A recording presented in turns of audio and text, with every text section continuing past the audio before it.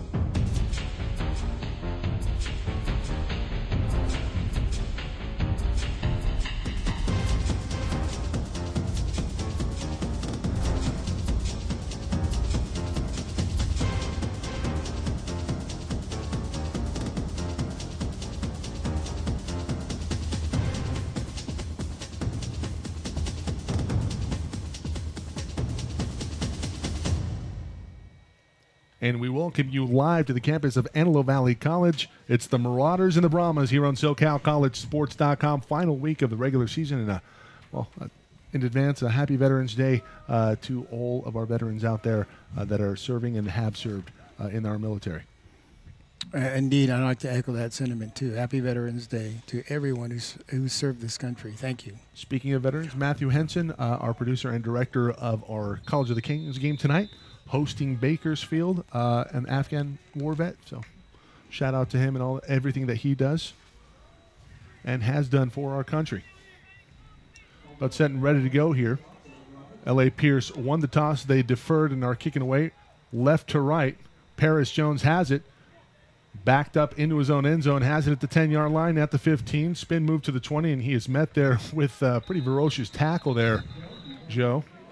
Pretty good start in terms of setting the tone on special teams for the Brahmas. It was a good coverage. I thought he was going to break the edge there, but they did a good job of covering him. So no Armani Eden. It's going to be Michael McPeak, 6'3", 200-pound freshman for Antelope Valley. Near side, trips. The wide receivers, Jordan Wayne, Paris Jones, and John Johnson in the slot. 2 weeks ago versus L.A. Valley, huge game for Jordan Wayne. A couple of touchdowns, 170 yards plus, and this is the man that they like to establish with. DJ Payne starts off with a 5-yard run.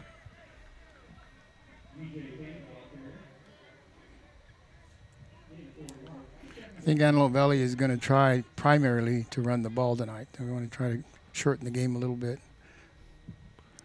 Yeah, the conversation with Coach Jaleka earlier in the week was they need to establish the run, obviously, to set up McPeak for success, and it's a pretty good job right there. First couple of runs, 2 plays, results in a first down. DJ Payne yet again, this time for 9 yards, moved the chains. Have some scores from around the SCFA for you coming up.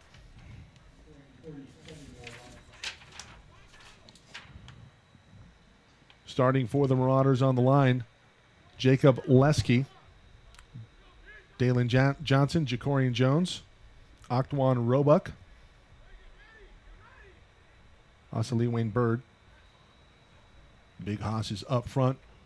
Huge hit on the read option on McPeak. DJ Payne takes it up the gut yet again. Another successful carry on first down. This one for 4 yards. He got hit, but he read it correctly. He gave the ball off.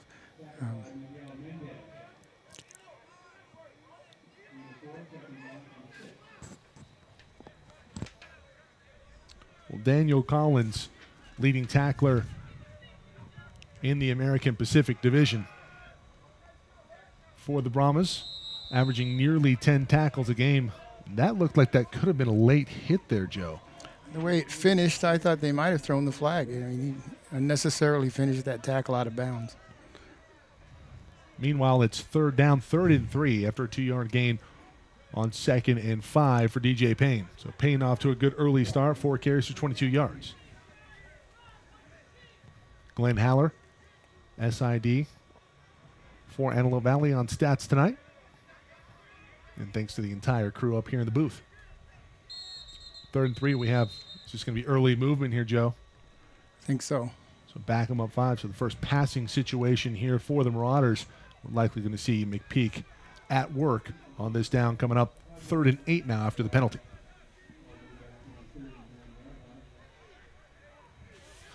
Well, obviously we've seen the Marauders throughout the season really shoot themselves in the foot at very inopportune times.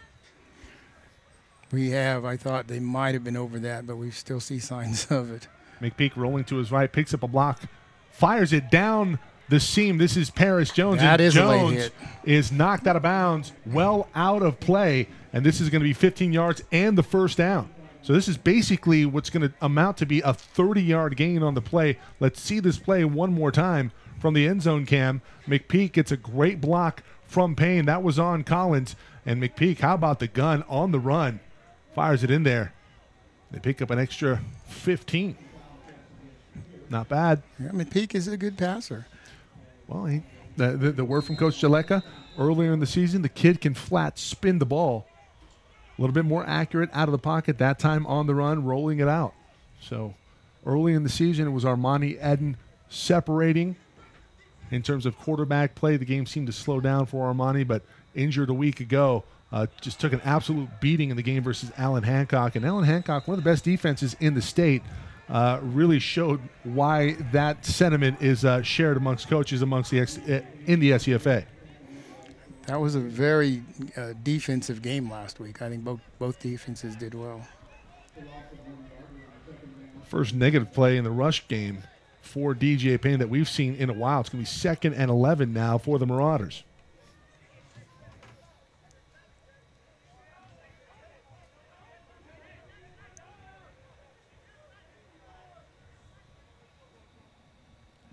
McPeak in the shotgun. Keeps it himself. Face mask. Face mask. Where's the flag? I don't see one on the... there it is. McPeak rolling to his right, throws it to the ground, but the flag, very evident that was indeed a face mask. We'll see it right there. Was that Collins? I think it was.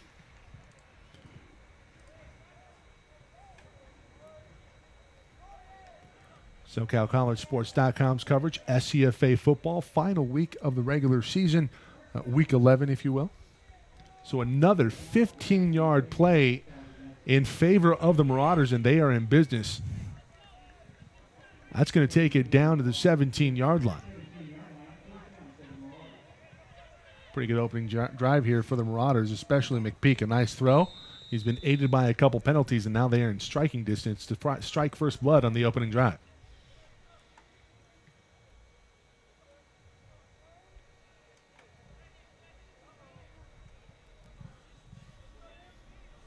To the left, it's Wayne Paris Jones. It's going to go to DJ Payne, and Payne gets the edge, has a lot of room. He's going to rumble into the end zone for 6. DJ Payne from 17 yards out. Well, that's a great way to start the game. That's just a great job by DJ, and he gets to the edge in a hurry. We'll see it one more time here. It's a nice block on the near side. And was that Jacorian Jones? I don't believe it was. Well, whoever threw the block, it was pretty good. Good enough. Yeah, it was.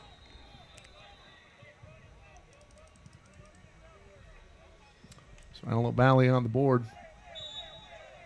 Kick is up, looks good, and it is. Pretty good shot on the end zone cam. 7-0, the Marauders on top of L.A. Pierce. Back in a moment here on SoCal College Sports.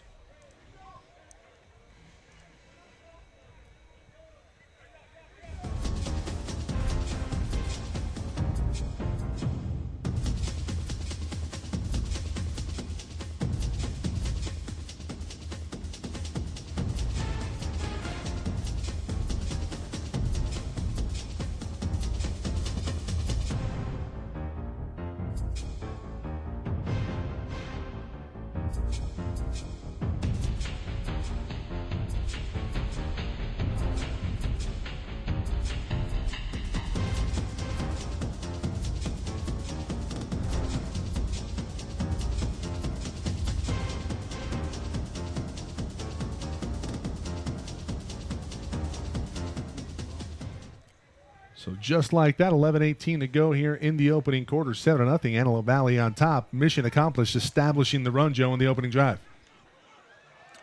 Big play out on the far side.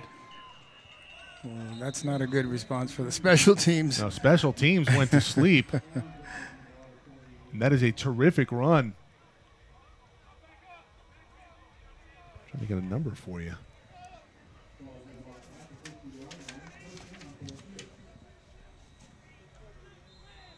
We'll get some credit where credit is due.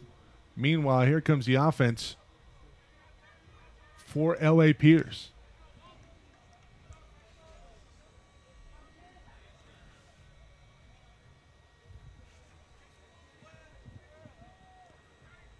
Six rushes for 38 yards and a touchdown for DJ Payne on the opening drive. Now, granted, they were aided by a couple of 15-yard penalties. Or 3. And that's going to be Kaishan Richards. Richards, the lead rusher on the team. And it's a committee at running back. It's a committee at quarterback. Wesley Tuesday gets to start tonight. Under center, well, behind center. Not many players at this level are under center anymore. Tuesday rolling to his right, has a man, and this is going to be complete.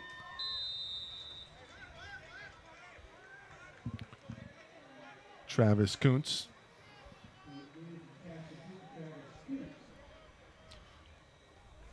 So Kuntz with the reception. Kuntz, a big boy. He's the 6'6" tight end, 250. Only a freshman. Yes. And looks to come from a very good pedigree. Not bad for Tuesday on the run. Pretty accurate throw. That's a direct snap to the running back. Second run tonight for Kaishan Richards. Richards on the season averaging 6 yards a carry.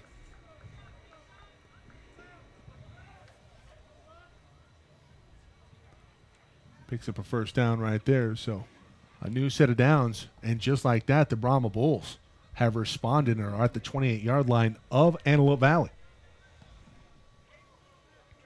I got a feeling we might see a track meet here tonight, Joe. Starting to look like it. Man in motion across the formation. That's Nate Giedis. Richards into a sea of burgundy not going anywhere there. 2nd and 10 coming up here for the Brahmas.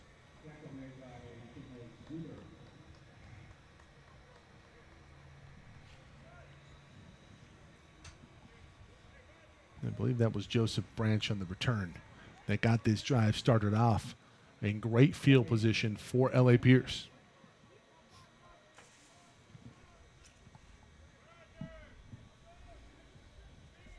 Well, we've seen a direct snap. We've seen Tuesday roll to his right. He's going to do so right here. Designed run, looking for the edge. Don't know if he's going to get it. Pretty good tackle near side made by Darrell Doris Jr. Tuesday, 4-yard gain. It's going to set up 3rd and 6. Well, they're definitely in 4-down territory. Absolutely. Well, like we said at the top of the broadcast, it's a team that's 2nd in scoring and not by a lot to Allen Hancock in the conference. On the season, they've scored over 270 plus. So in 10 games, this is a team that knows how to put points on the board. And you have to assume they're very aggressive, and they do have a red zone guy. Pass is complete. This is going to be right at the sticks. I think it's going to be short. It's close, but he's going to be a yard short. That was Joseph Branch again, and Branch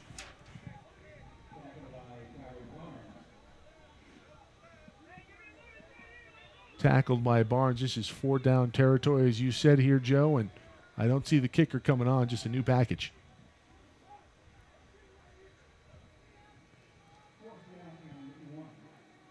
Fourth and 1.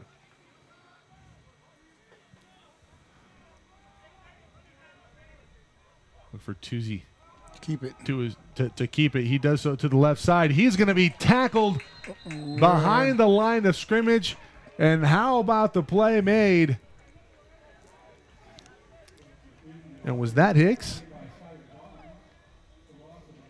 Check that. That was Tyron Barnes. Yeah, that was a nice tackle. So let's see that one more time here on the replay. That is terrific pursuit. And you see Barnes just helmet to the thigh, and that is about as textbook as it gets.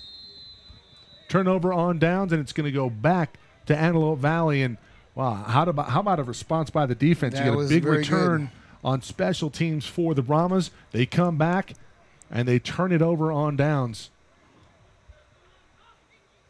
And do they maybe go big play here or back to DJ Payne? Nope. I think they want to be more methodical tonight. I think you're exactly right. Payne gets it, and he's going to take it for a couple. Started at the 20. He takes it to the 22. 2nd and 8 coming up.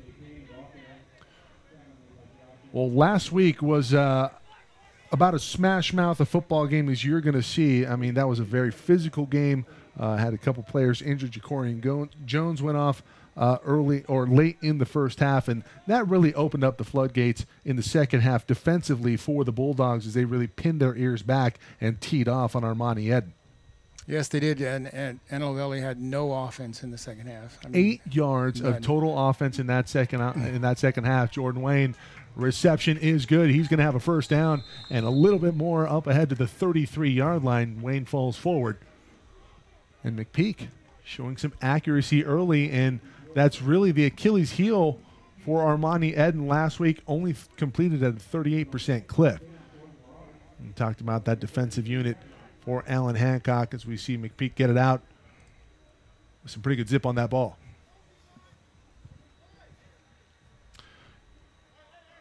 Very impressed last week with Allen Hancock and the pressure that they were able to utilize, not only with the blitz, but really, just sending force, making things very tough for Armani. I think we have some early movement yet again. This is going to be the second false start for the Marauders.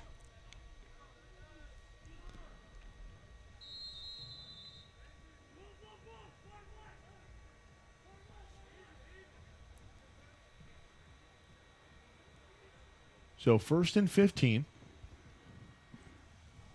Likely a passing situation here, but maybe we'll go with DJ Payne. We'll see. Coach Jellicoe is apt to run the ball in this kind of situation. Indeed. A bit of a delay, and Payne with a good hole up the gut and pick up 6. So he'll get 1 plus the penalty yardage. Set up 2nd and 9 here for Antelope Valley.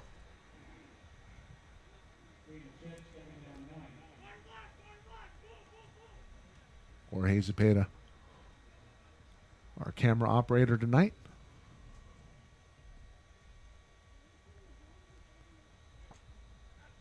Here comes 2nd and 9. Handoff yet again. Nope, McPeak going to keep it. That's a great play fake.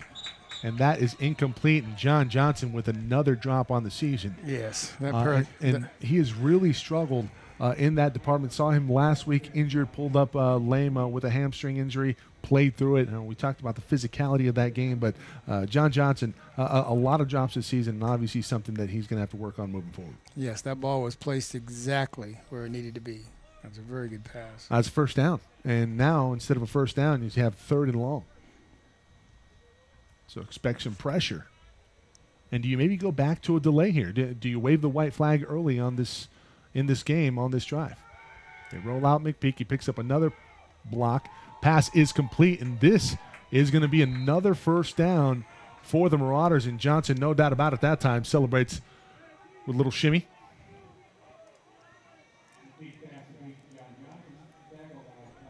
We'd like to pass here from McPeak under duress. He has been on target every throw at this point. Every throw has been on target. We talked about the QB battle earlier in the season, won by Armani Eden. Eden just such a dynamic athlete, able to hurt you with his feet. But, really the knock on him had been the accuracy. And tonight McPeak is, well, he should be 100%. Payne up the gut. Big hole. And DJ Payne nearly breaks that one to the house, still dragging Brahma Bulls on his back down to the 25-yard line. Man. Outstanding finish. 30-yard carry. Let's see this one. We're going to see this right at you. Up the gut. DJ Payne, what a beast. Marshawn Lynch would be proud. Yeah. Beast mode. All my Raiders. You too, huh? Are you a Raider man? Yes. You're a better man for it. Your stock was already high. It just shot up another few points. 4:18 and counting. First quarter that has been dominated by DJ Payne and the Marauders. Payne already up to 77 yards after that carry. On 10 carries, averaging over 7.5 per carry. Does have the lone touchdown. And McPeak has spread the wealth so far in the passing game. Paris Jones with a reception, Jordan Wayne, John Johnson as well. All for double digits. 2nd and 9 now coming up.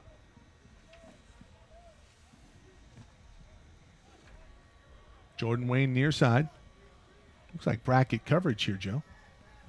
McPeak, pass complete. That's Paris Jones backpedaling. He reestablishes up.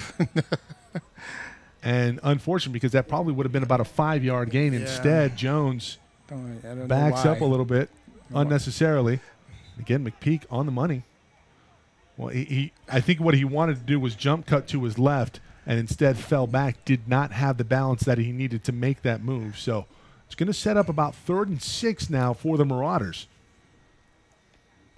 And, Coach, is this 4-down territory? Yes, definitely. McGowan with a long of 37 on the year. So I think they're just outside of range.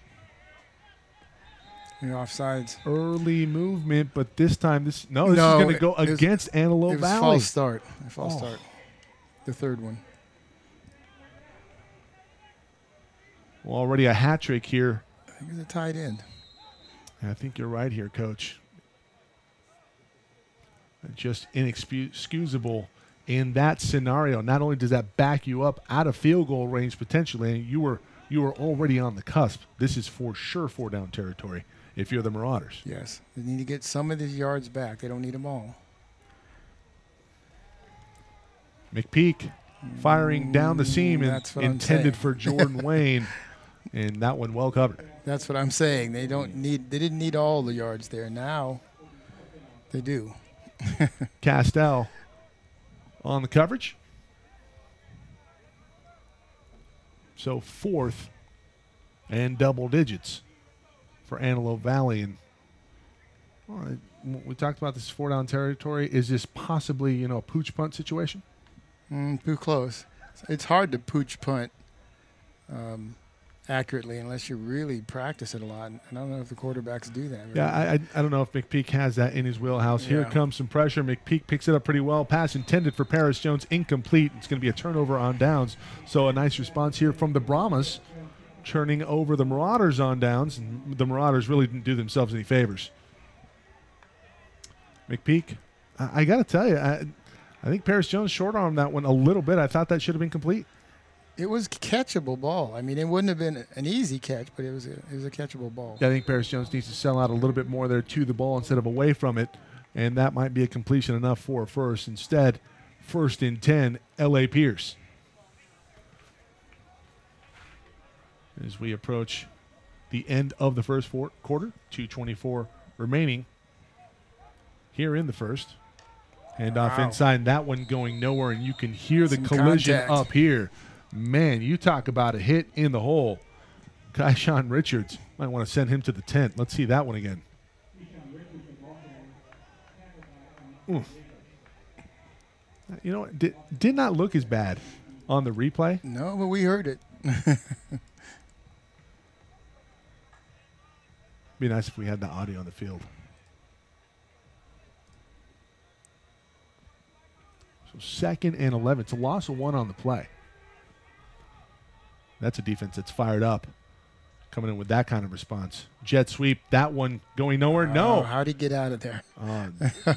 Tuzi keeps it, goes up the gut. That's a terrific read defensively. Do we have a flag on the field? We do. Yes. It's going to be illegal formation. I think it's offsides.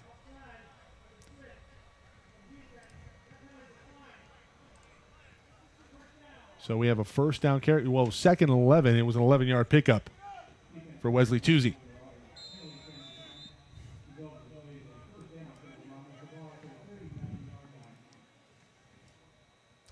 Unfortunate, but a very good play call there, and Tuzi read it perfectly. I don't know how he got out of trouble, but he did. Well, everybody sold out for Branch coming across the formation on the jet sweep, and Tuzi, in a world of hurt, looking for the edge, looking down the field, has a man wide open. This is going to be complete, and the tying touchdown. Destra Benoit, 5'8" wide receiver, came free, and that's just broken coverage here, Joe. It certainly was, but I'm not sure the quarterback. We won't see it from this angle. It looked to me like flag on the field here, Coach. When it was over the line of scrimmage. Flag on the field, and they're going the opposite way. When he threw the ball, he was over the line of scrimmage. Okay. That's what I saw, and if that might be what the flag's about. He was clearly beyond the marker. So hold everything instead of a 61-yard bomb. Brandon Edwards comes off. He's replaced by Teron Rush, and Rush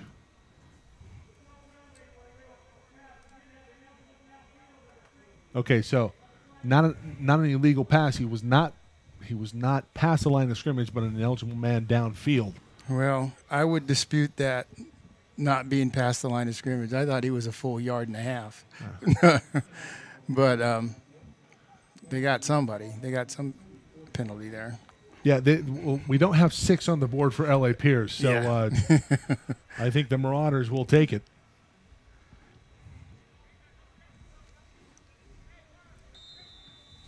Richards in the backfield along with Tuzi in the shotgun. Tuzi hands off inside. Richards is going nowhere. Got to be careful. Don't finish the tackles after the whistle. I already saw a personal foul penalty go against the Brahmas. The referees aren't going to be averse to calling that.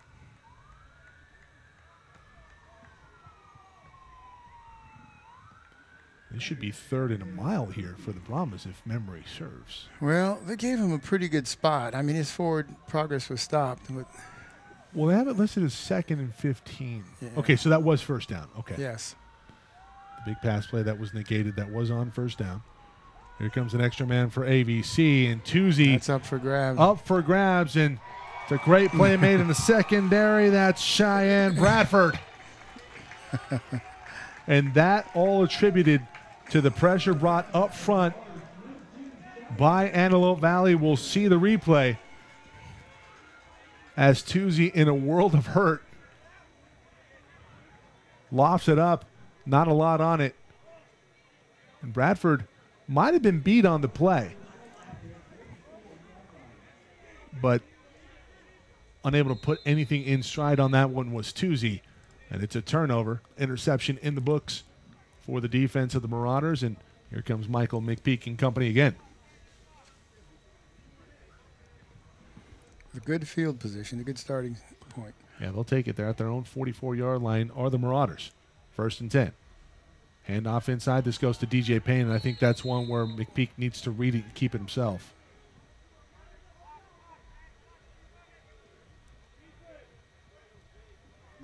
Well, starting to sell out for DJ Payne. And, Coach, what's the wrinkle that you throw into that? Do you maybe bring in another back? Play action pass. Yeah. I mean, they are pinning their ears back and going after DJ Payne. Fake the ball. Fake it to him. And Coach Jaleka did not like really the composition of the entire offense on that last play. He's going to take a timeout here. So take a timeout ourselves. Or no, check that. That's the end of the first quarter. Well, we're going to take a timeout anyway. 7-0 Antelope Valley. When we come back, start of the second quarter after this.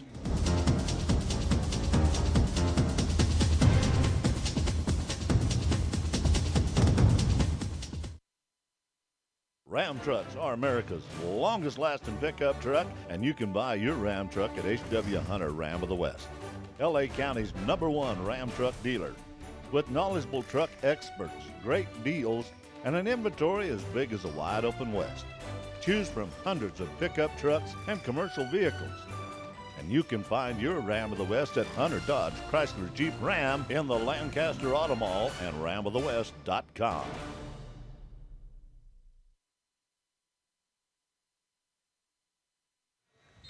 And a special thanks, of course, to H.W. Ram of the West, Hunter Dodge. Big sponsor of the Antelope Valley football program. DJ Payne up the gut. He's going to pick up the yardage he just lost. Back to the original line of scrimmage, maybe a little bit more up ahead to the 45. 3rd and long, though, here for AVC. They need the 46-yard line in Brahma territory. The Brahmas and the Marauders here, final week of the regular season in the SCFA. Send an extra man. They pick it up pretty well. Johnson on the reception, breaks the tackle. He's looking for the 46, and that was an awkward takedown here, Coach. And I don't know if that was – he didn't have his hand in his collar. It almost looked like a horse collar. Almost did. I think he just took him down awkwardly, and one player going one way, one going the other. And this is not 4-down territory. He gets to the 47, does Johnson. Needed one more yard, and here comes the punting unit. Now, Coach, I know it's early. I don't know if we've seen a fake this season, but this is an area of the field, 4th and 1, where you might see a fake. Yeah, if they have a fake, this is where they should run it. I mean, obviously, this is a team right now that has been shut out thus far. We won't see a fake here, but we will see a shank punt. Well, I mean, this is the 3rd one in the last 4 punts. Oh, yeah. For Kaufman. And Luke Kaufman really struggling in the punting game for the Marauders. They might as well have run a fake. I mean, they gained nothing. Well, you might as well just run a direct snap to DJ Payne. I think if you look at the setup, he's trying to go directional. And, you know, Coach, just not working. Not at all. If he's going to go directional, he needs to turn his whole body in the direction he wants to kick it.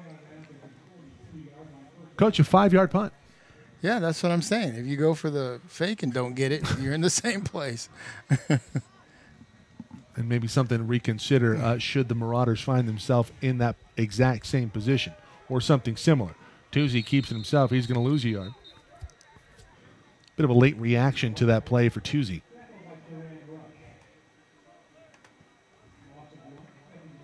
2nd and 11 now here for L.A. Pierce. Got some scores from around the SCFA here for you.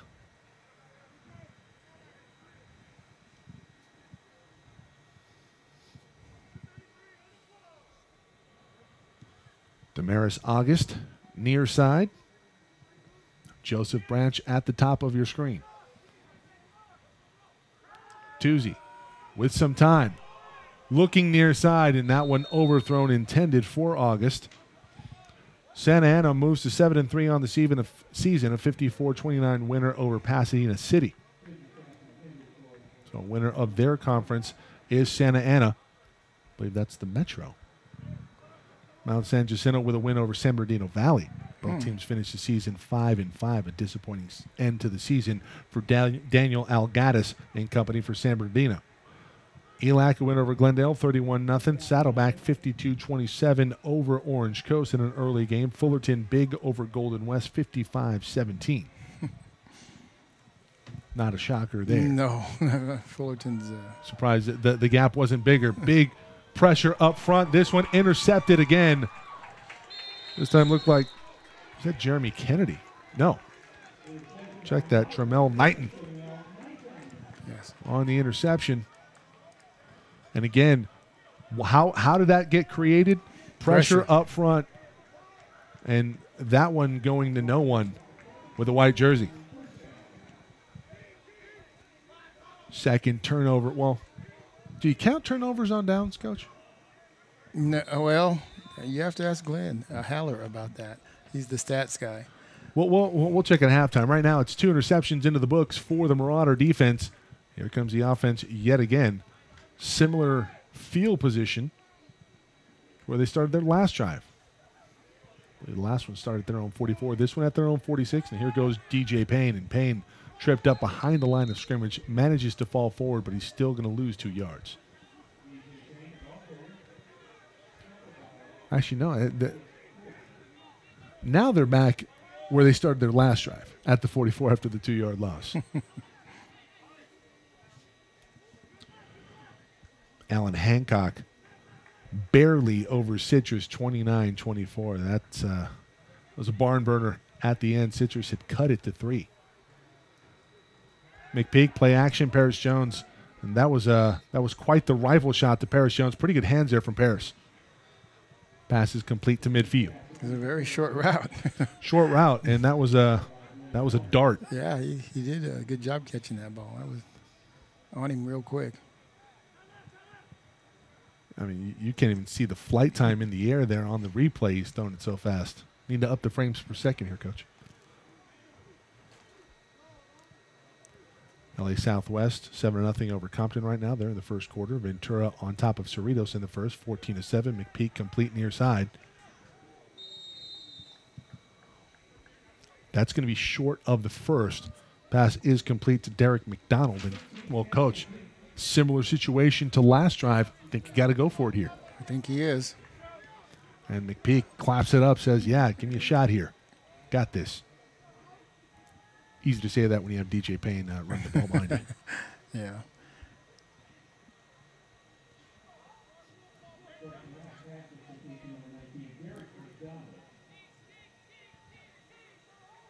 McPeak, mighty experiment with a hard count here, Coach? I've never seen them run a hard count. Payne going to get the edge. He's going to have a first and then some past the 40-yard line. He'll fall ahead. They'll give him the 37. First down, Marauders move the chains.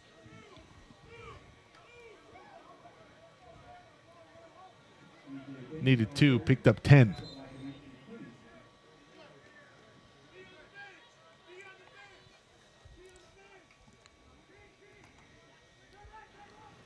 DJ Payne fast approaching 100 yards here in the first half. Payne again. Check that. That is not DJ Payne. No, it isn't. That was Kevin Smith. Is that Kevin Smith? Kevin Smith plays defense. He did. Well, it's nice to be that versatile. But that is him. Looked like DJ for a second in terms of the running style. That's Kevin. Smith nearly moved early on that play. Takes it over the right guard. And he's going to be brought down. Looks like he's going to have enough for the first after an 8-yard gain on first down. It's a 3-yard gain on second down. Move the chains one more time. And for the Marauders, they are racking up the first downs in the first half. That's 10 already, Coach. It's a very impressive drive from the Marauders. McPeak, play action. That one off of the hands of Jordan Wayne, and Wayne. He heard footsteps. Yeah, he heard footsteps, goes Gator arms. That should have been caught. Coach really impressed with Michael McPeak. Oh, yes. I think he's thrown every pass where, maybe with the exception of one or two, but he's thrown every pass where it should be caught. And that should have been caught. Should have been caught. And the player who Jordan Wayne had heard the footsteps from is down on the field right now. Maybe got that wind knocked out of him. Not entirely sure. We're going to find out when we come back. SoCalCollegeSports.com's coverage, SCFA football, final week of the regular season. AVC driving right now, up 7-0 on LA Pierce.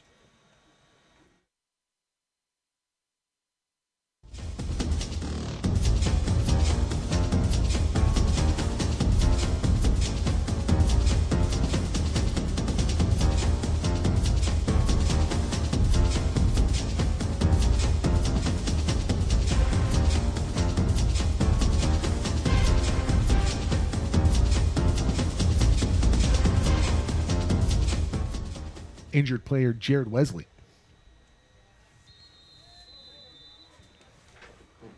Walks off under his own power. What do you think that might have been, Coach? Maybe a bit of a stinger?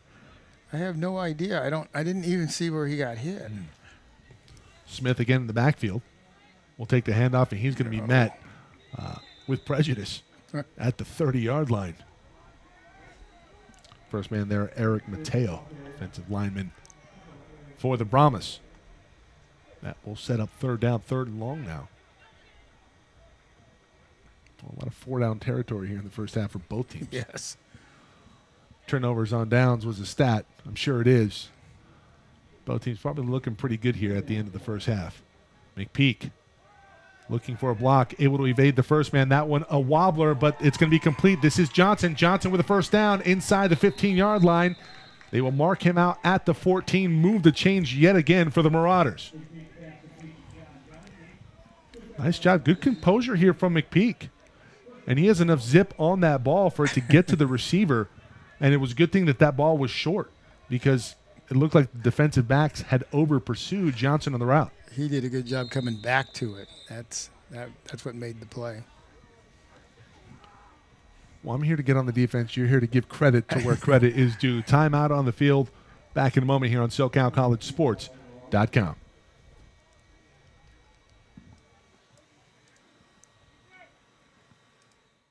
America's longest lasting pickup truck, and you can buy your Ram truck at H.W. Hunter Ram of the West, LA County's #1 Ram truck dealer. With knowledgeable truck experts, great deals, and an inventory as big as a wide open West. Choose from hundreds of pickup trucks and commercial vehicles. And you can find your Ram of the West at Hunter Dodge Chrysler Jeep Ram in the Lancaster Auto Mall and ramofthewest.com.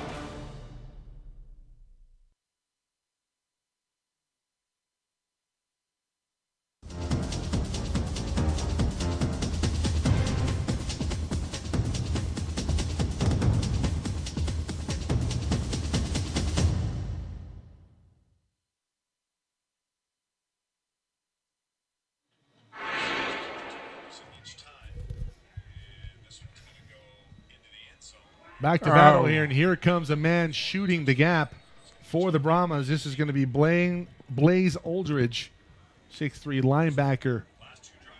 It looked like somebody went the wrong way, and it might have been Kevin. Yeah, that's Kevin's pickup there. He went the wrong way. I think he was supposed to get the ball. Pretty big loss on that play, making a loss of 5 back to the 19-yard line. They need the 4 for a first.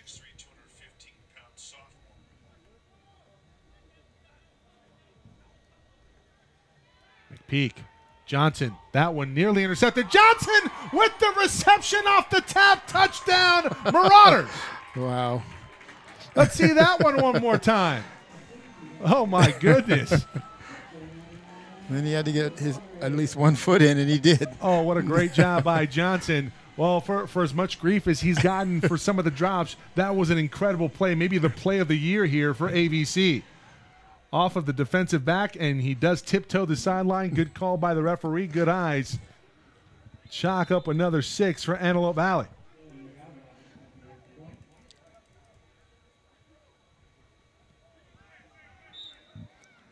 Flag on the field. Kick is up and good, but let's see about the flag.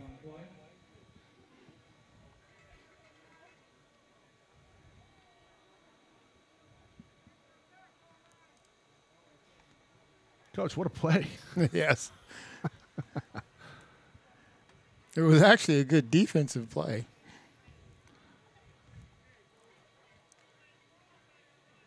We're going to have a hold. This is going to go against the Brahmas. Penalty is going to be declined. Coach, isn't that something that could be assessed on the kickoff?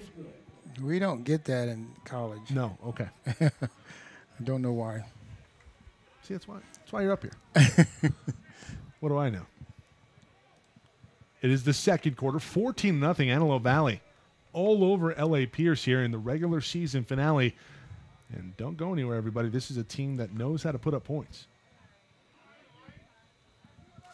If you remember, this is a team in Antelope Valley that only mustered up 8 yards of total offense a week ago in the second half. Well, Allen Hancock gave up 34 points to the same Brahma Bull Ball Club. Wow. So something to keep in mind there. If you have any friends or family who want to watch the game, go to our website, www.socalcollegesports.com. Our YouTube channel, SoCal College Sports 1. Feel free to subscribe. You got an Apple TV and Xbox One. Upscale the broadcast to 1080p. Search our YouTube channel. This time, good coverage from the special teams unit. The flag at the end of the play. And came from a long ways. well, the first man there was Brandon Edwards. Edwards coming off a little gingerly. And the flag is thrown at the 33-yard line. And I have to assume this is going to go against AVC.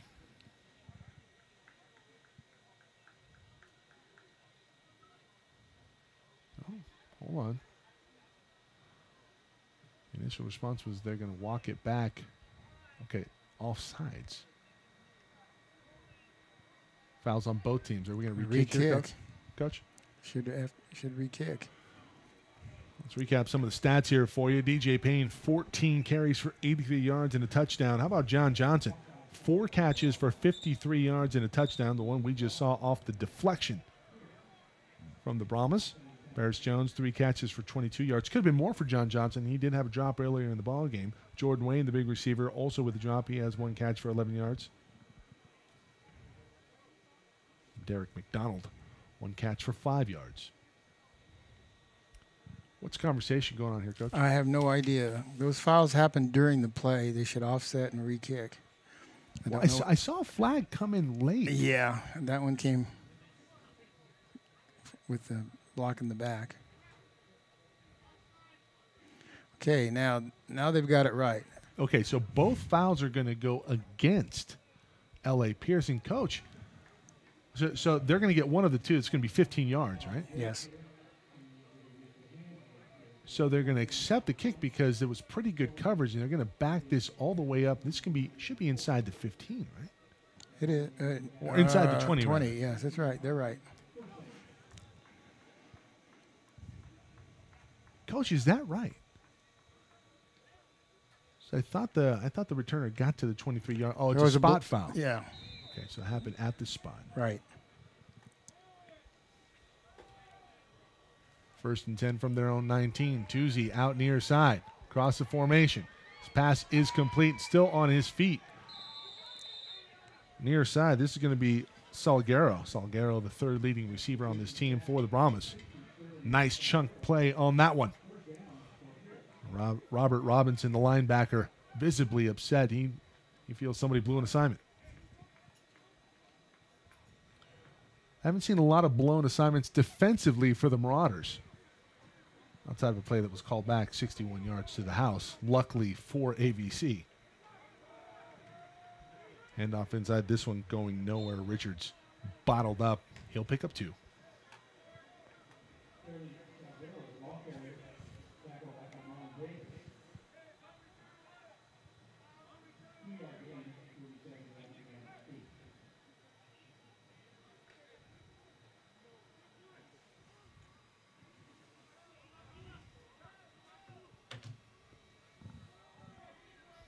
Second and 8.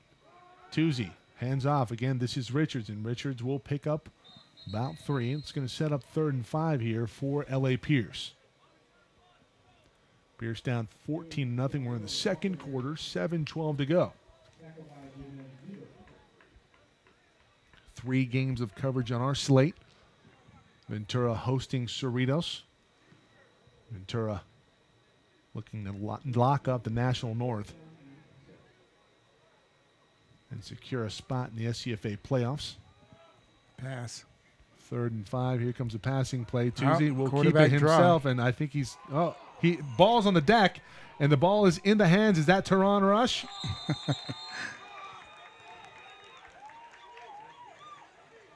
It is not Teron Rush. 33. That is James Zuber.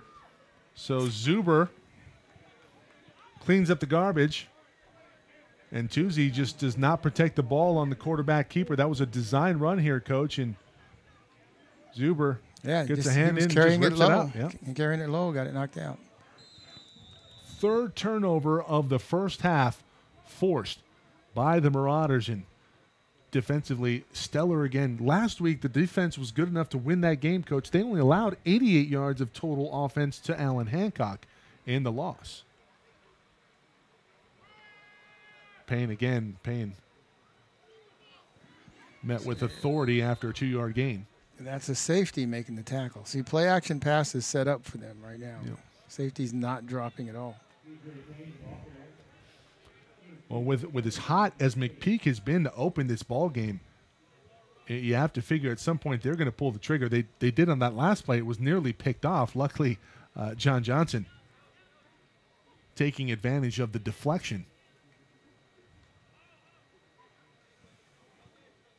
Well, what's the old adage? That's why they play defense, Coach? Because they can't catch the ball yet. John Johnson, the beneficiary on that one. And that was a hot pass. Here comes pressure from the far side.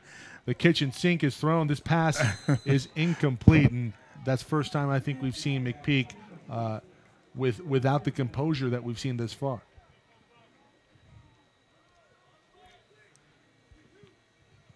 I think he got a little crossed up. He had Paris Jones wide open.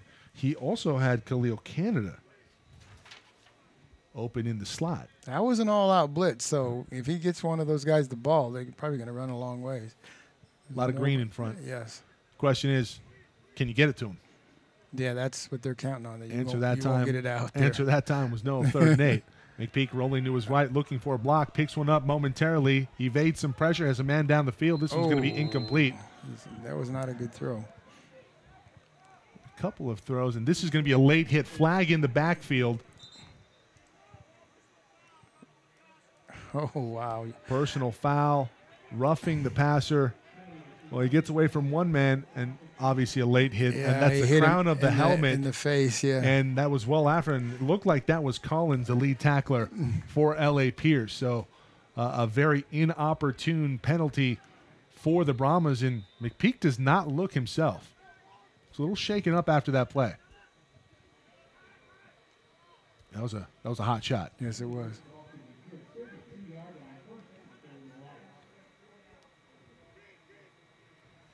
And you have to figure there's probably going to be a handoff to DJ Payne.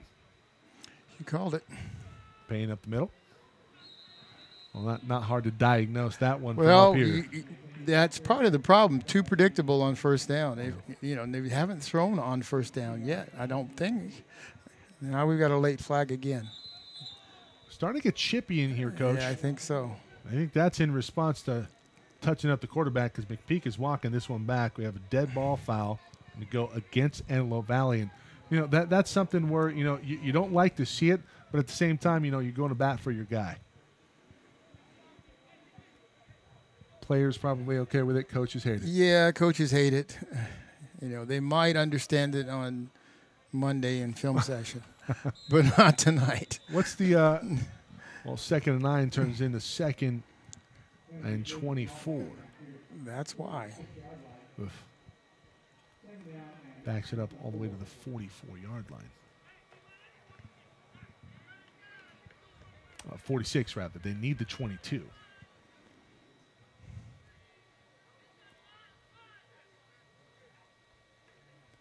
Edwards, the lone back. Pass is complete near side. He stepped out of bounds. Ow. Stepping out of bounds. He was not pushed. And McDonald stepped himself out of bounds. Took himself out of bounds. Terrific play call.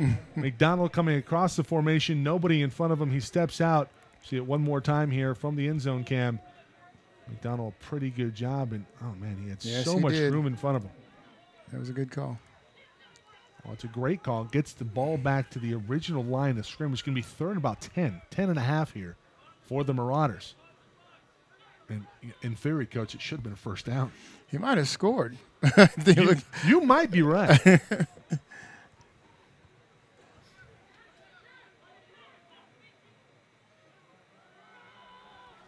Handoff. Edwards not going to pick this one up. And, Coach, I think this is fourth down territory. You're at the 25-yard line. And there again. McPeak feeling it here.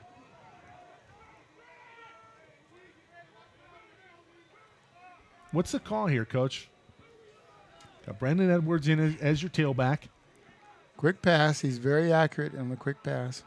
Jordan Wayne especially by himself if they play top. If they play off. And L.A. Pierce does not like the setup here. They're going to call a timeout, wisely so. I think that had 6 written all over it for Antelope Valley. Back in a moment from a word from our sponsors.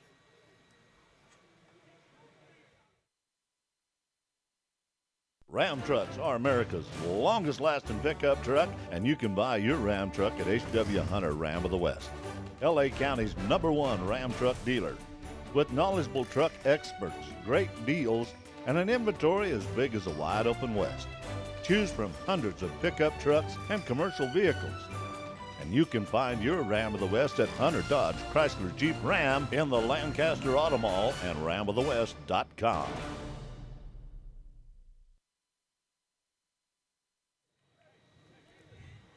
And again, happy Veterans Day to all of our veterans out there that have served and are still serving. Shout out from SoCal College Sports. Matthew Henson, one of our lead directors here at SoCal College Sports. He's pictured there, holding the stogie. Pretty good game in Santa Clarita as College of the Canyons is hosting Bakersfield. That one off of the turf. McPeak that makes a great effort to get that one off to Johnson, and Johnson hauls it in for a first down. What a catch, and what an effort by McPeak. Watch this snap here, Coach. This one bounces. Back. Yeah. This one trickles to the quarterback, and McPeak picks it up. I mean, that was Tony Romo-esque, and how about Johnson pulling that one in for a first down? That was fourth down. Yes, it was. That should have been a turnover on downs. And instead, it's a first down. You extend the drive, and McPeak has been wonderful here in the first half. 11 of 16 for 109 yards and a touchdown. DJ Payne up the gut. No, that was Brandon Edwards. Edwards up ahead to the 15-yard line for 5. 2nd and 5 coming up, and here comes DJ Payne. Yeah.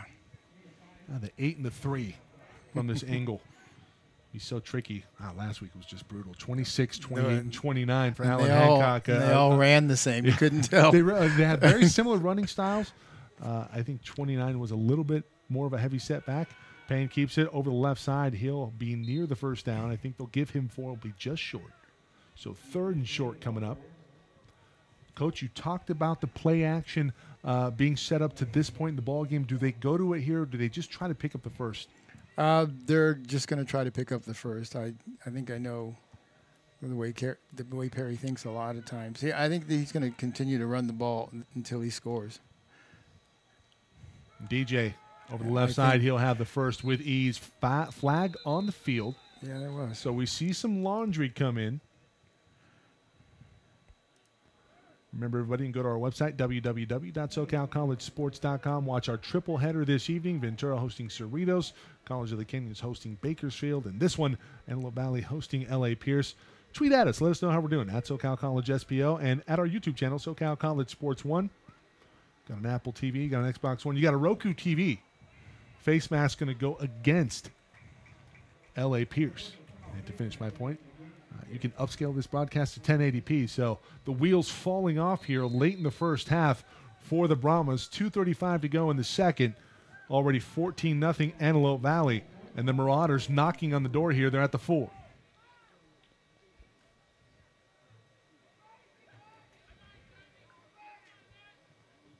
think you're right here, Coach. Just give it a DJ. Nope, McPeak throws the fade, and that one off the mark.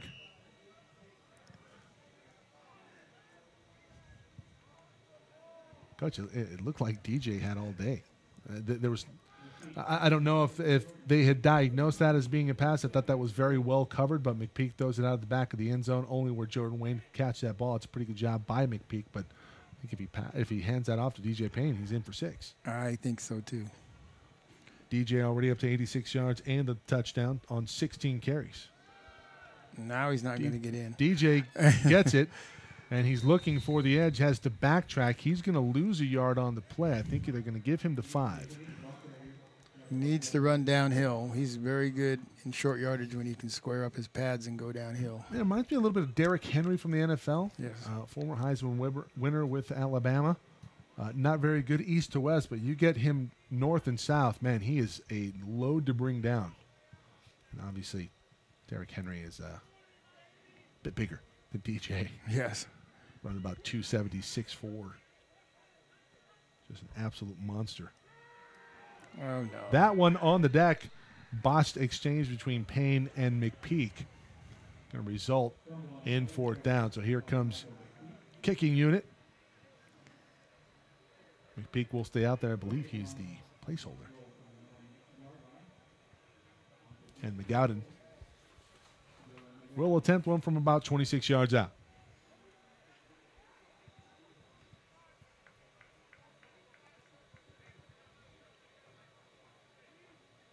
Coach, that's really a drive where the Marauders missed an opportunity. Kick is up, McGowden. That's going to be off the mark. So they're going to get nothing out of a drive that started off very well.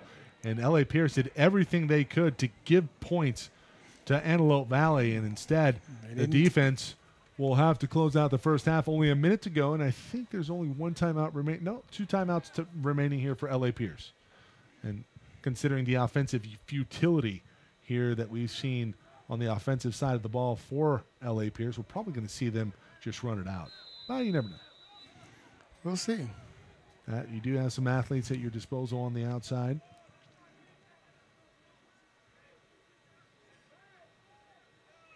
I believe we have a new quarterback. We do. I want to say that's Quentin Palmer. Palmer hands off. Richards on the toss. A lot of yardage. Big chunk play. Richards is going to get out of bounds, runs into his own man. He's pushed into his own man, blocking on the far side.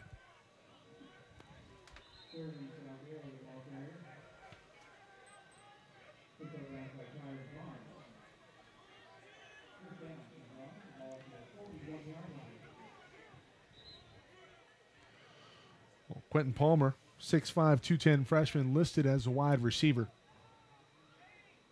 L.A. Pierce looking for answers. It's a new set of downs at their own 41-yard line. Palmer back to pass. Looking down the field. He has a man. This one well covered. This is going to be a flag. Yeah, it should be. No laundry on the field. I thought the contact came early, pass intended. It was underthrown, and he hit him. Well, we'll see.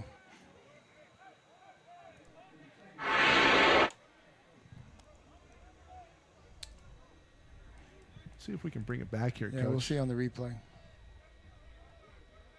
It's pretty bang. I can see why they didn't throw the flag. Defensive back did not get his head turned around. Did before not, the ball and he made contact. I don't know why that's not interference. 47 seconds to go in the first half. Flag on the field. Palmer's going to keep it himself. He's going to have a big run looking for the house. He's going to be inside the 20. There's a flag on the field, and this one likely going to come back.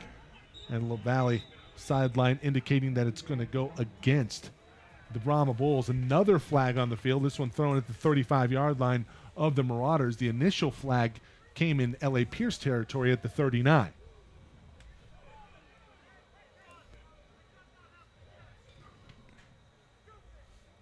The ball right now spotted at the 16-yard line. Should it stand, it's going to be a 44-yard run.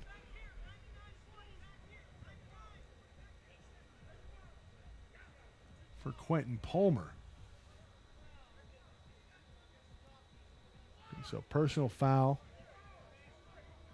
is going to be declined because that happened during the play, and that was a spot foul. So they're going to take the false start at the 39. So back them up 5. From the 41 back to the 36, and that's a missed opportunity there for L.A. Pierce to end up with some points on the board. Wouldn't have mattered with the personal foul. Was that an illegal block in the back there, Coach? The personal foul, I don't know. The illegal formation was the call. Oh, was it? Okay. Initially, and then the second one was a personal foul. This tackle has consistently been in the backfield. They've moved him up now. Palmer back to pass, looking for the boundary, and this one going to sail out of bounds, nowhere near a receiver. 30 seconds to go in quarter number 2, 3rd and 15.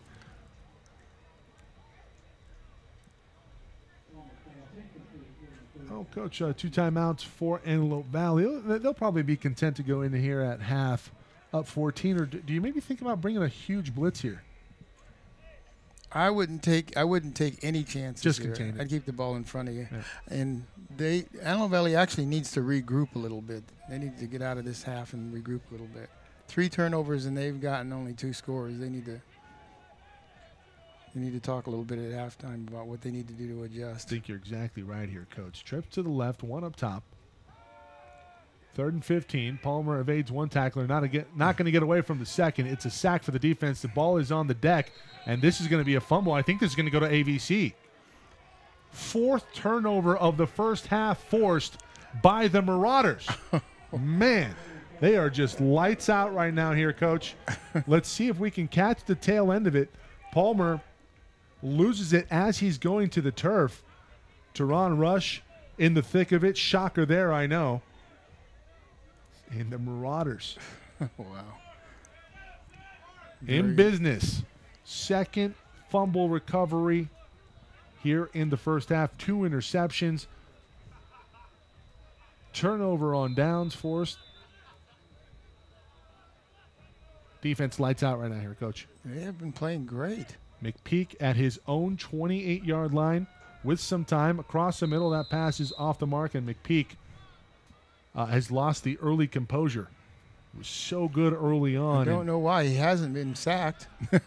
Well, he has been hit a couple times, and you wonder, the big hit that he took after the play that resulted in a 15-yard penalty against the Brahmas, he has not been the same since that play, and I wonder if that's playing an issue. It might be. You're right.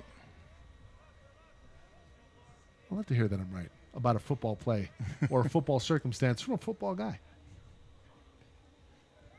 McPeak picks up a block, rolling to his right, has a man down the field. This pass is incomplete, and that's Khalil Canada. This is going to be another late hit on the Brahmas. Miguel Mendez will be flagged for 15 here, Coach, and Khalil Canada colliding, I think, Paris Jones. But 10 seconds to go. You got 2 timeouts. Take a couple shots here, Coach? Yes. So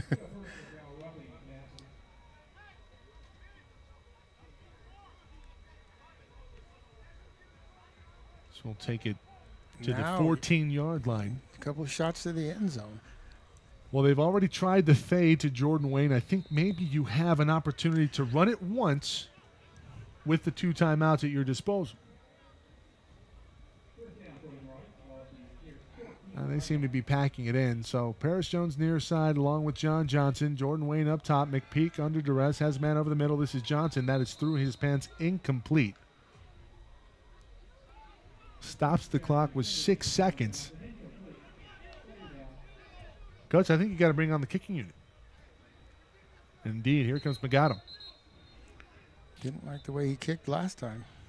That last one was a little shaky, but the wind not a factor this evening. It is not. If the wind was swirling like it has been in past weeks, I think you absolutely have to go for it here with only 6 seconds remaining in the first half. Meanwhile, McAdam will try one from about 31 yards out.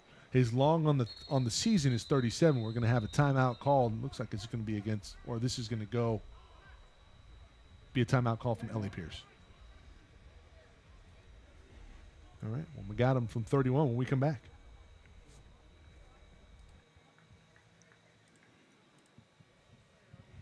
longest lasting pickup truck, and you can buy your Ram truck at H.W. Hunter Ram of the West, L.A. County's #1 Ram truck dealer. With knowledgeable truck experts, great deals, and an inventory as big as a wide open West. Choose from hundreds of pickup trucks and commercial vehicles. And you can find your Ram of the West at Hunter Dodge Chrysler Jeep Ram in the Lancaster Auto Mall and ramofthewest.com.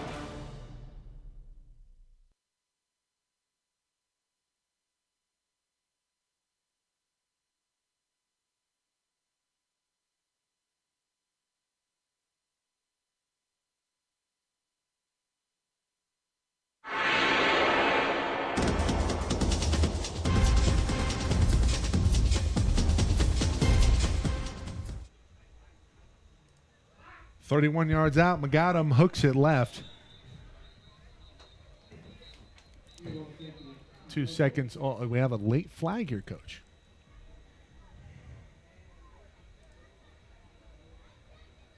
Is that contact with the kicker? Kicker got up slowly. He needed to be helped up.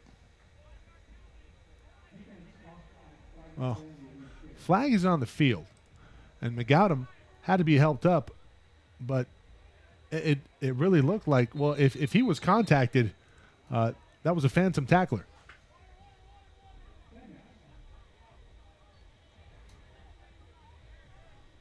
Did they pick up the flag here, Coach? There is a timeout on the field, and I think they called offsides on the defense. I think that's what the call was. Yeah, they're marching off 5 yards. Yeah, offsides on the defense. Marching off 5. I think they're going to bring back the offense.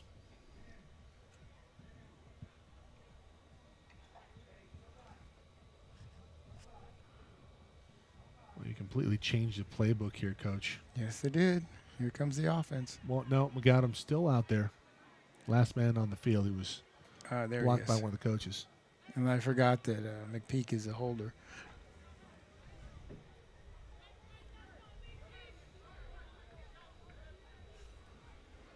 So this one going to be from 26 now. The last one was shanked poorly. Got a pretty good look at this one. Take 2 here from McAdam. This one looks up and good.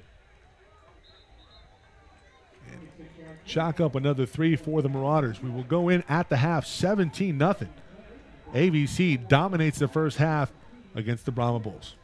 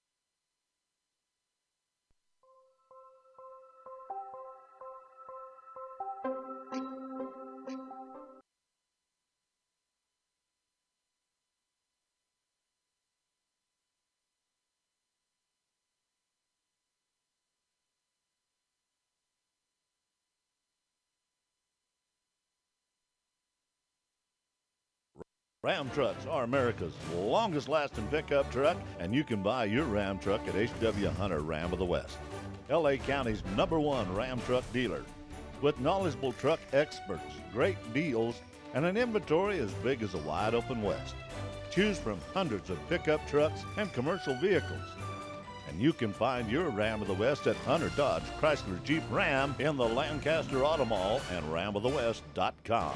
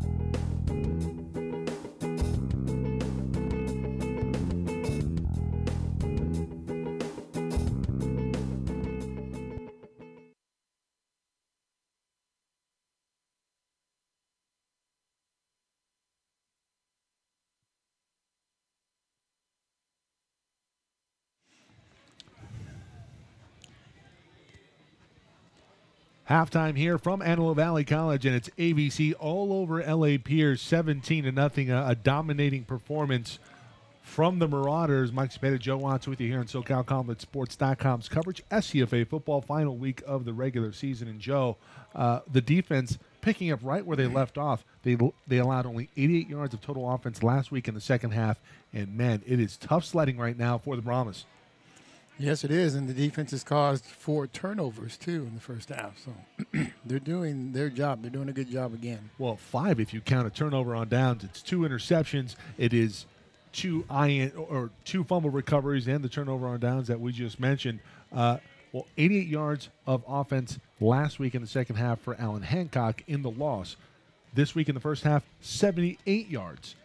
For L.A. Pierce. So obviously some question marks right now for the Brahma Bulls, but they're going to have to find an answer, because right now the defense clicking on all cylinders for the Marauders. Meanwhile, offensively, Michael McPeak started off very hot in place of Armani Eden, but he has cooled down somewhat. And you talked about this is an Antelope Valley group that needs to regroup at halftime because they've created 4 turnovers and only have 17 points to show for it. That's correct. With those 4 turnovers, Pierce is still in the game. Yeah. I mean, it's not beyond reach for them to get back into this game easily. Yeah. So, no, they didn't put him away with 4 turnovers and a turnover and downs. So, yes, they needed to regroup at halftime. We'll see what happens. Yeah, I think it was a circumstance where the Marauders could have absolutely just stepped on the jugular instead. You're exactly right. L.A. Pierce, the Brahmas, within striking distance. We are a few minutes away from the start of the second half. You are watching SCFA football triple header coverage on SoCalCollegeSports.com. Remember, go to our channel, SoCal College Sports 1 on YouTube. We have 3 games streaming live right now. Ventura hosting Cerritos. That is a dogfight right now. And Cerritos looking to score the upset. Meanwhile, Ventura looking to run the table in the National Northern Division. Another National North Conference game that we have right now. Bakersfield and College of the Canyons that are also at the half. Meanwhile, 17-0. When we come back, L.A. Pierce will get the football to start things off in the third quarter. Back in a moment.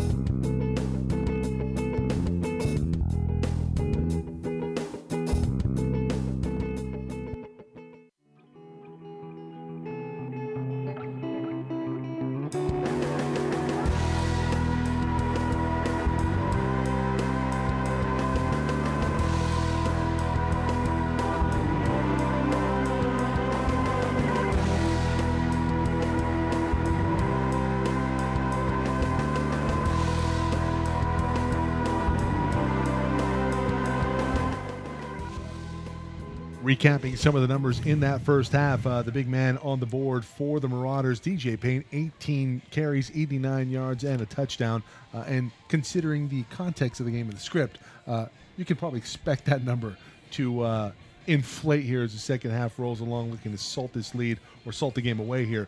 Meanwhile, in the receiving game, John Johnson, 5 catches for 58 yards, and he had the magnificent touchdown, unbelievable concentration off of the tip from a defensive back for L.A. Pierce. Paris Jones, 3 catches for 22 yards. Derek McDonald, 2 catches for 18 yards. And that could have been another one that was a missed opportunity as McDonald stepped on the boundary. Jordan Wayne with 1 catch only for 11 yards. You can probably expect that number to creep up here in the second half as well. Meanwhile, we talked about Michael McPeak, just fantastic in that first half. 11 of 19, 109 yards and a touchdown. Meanwhile, the offense is rolling right here. 45 plays in that first half, 16 first downs and 215 yards of total offense. And Joe, just very impressed in that first half with the work of Michael McPeak and the offensive line.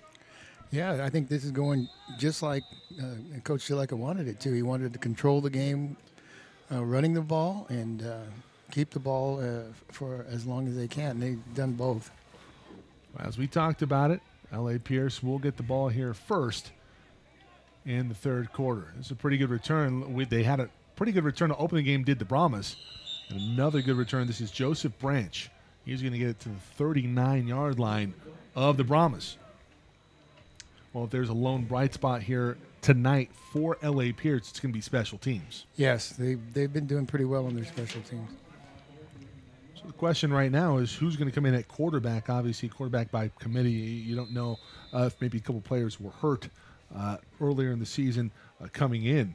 Jonathan Saavedra was the lead passer for the Brahmas, but have not seen him tonight. And looks like it's going to be Quentin Palmer, listed as a wide receiver, 6'5" freshman for L.A. Pierce.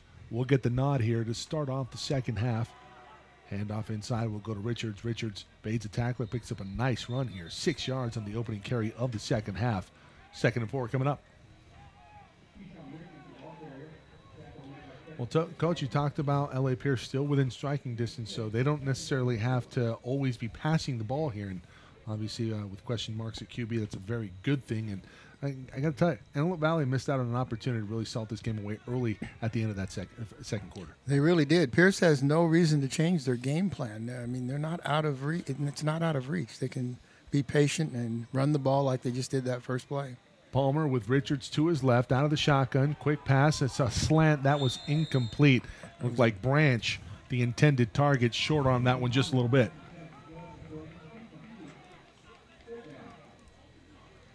I thought it was a pretty good pass there from Palmer, Coach. It was a great pass, right where you're supposed to put it, right in front of his numbers. Oh, man, and he had a lot of green in front of him. Cheyenne Bradford was just beat on the inside. So ABC gets away with one there, so now it's 3rd down. Well, a quick opportunity for the Marauders to go 3 and out here after a pretty good return to start off the second half for L.A. Pierce.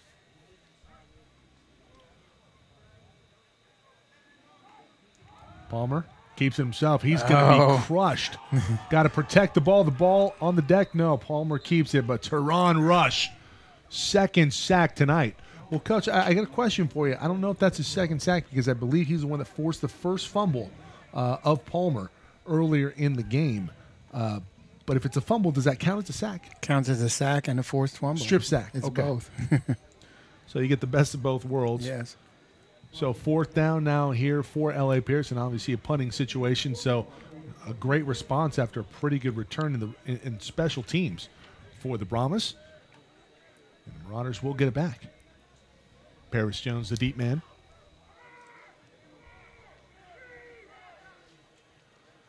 Play clock winding down. They just get it off. There's a flag on the field. I wonder if this is going to go against L.A. Pierce. I wonder if the call is going to be that they didn't get the ball off, and this is going to be a late flag here, Coach.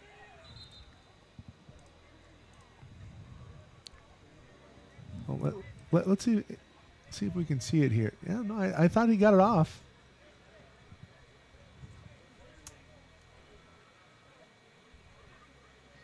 Oh, Coach, that's a face mask. That's going to go against the Marauders here.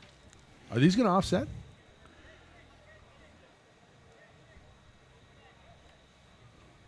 Well, let's see what they called. I'm not sure if that last flag was a dead ball foul or not. No, last flag was not a dead ball. I think the referee was just late to get it out of his belt. Is that where they store the flags? Do they have like a pouch? They literally do. They tuck it into their pants. And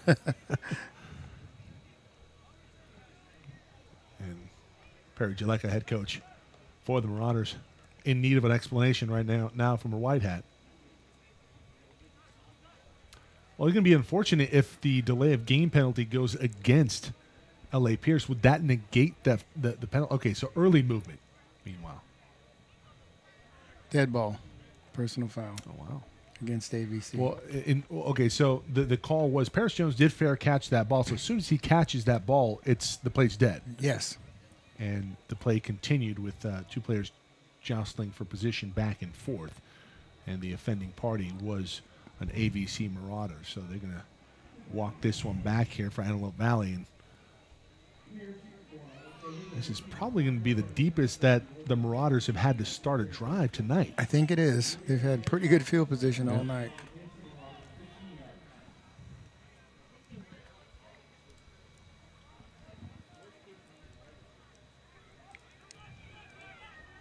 Let's go with the split screen action here. That's different. Yeah, we like to split things up here. Check out our YouTube channel, SoCal College Sports 1. Triple header tonight. DJ Payne going to get it, bring it near side, and he's going to be met with a thud. Coach, I don't know if he got back to the line of scrimmage. I think he lost about 5. He did not. Lost a lot of yardage there. So 2nd and 15. DJ Payne doesn't seem to have the burst that he had to start the game with, and you wonder if it's attrition, you wonder if it's fatigue, but it just came out. First drive of the second half here for the Marauders. DJ Payne doesn't look right. Well, he looked really slow on that play. We'll see what happens.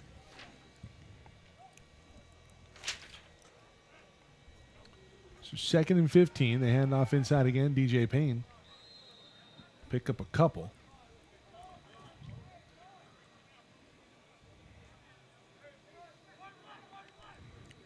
So 3rd and long.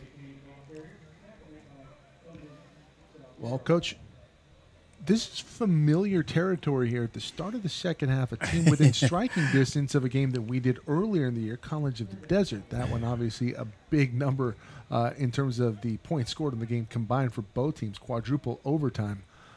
But I really don't like it from AVC. McPeak rolling to his left with some time, and now he's going to be sacked.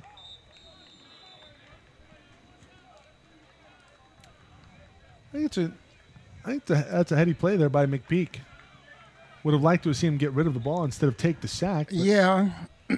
but he doesn't force one down the field. Could have got rid of it. No. Really didn't have a chance. He just eats the football. And honestly, Coach, I thought that was the right play.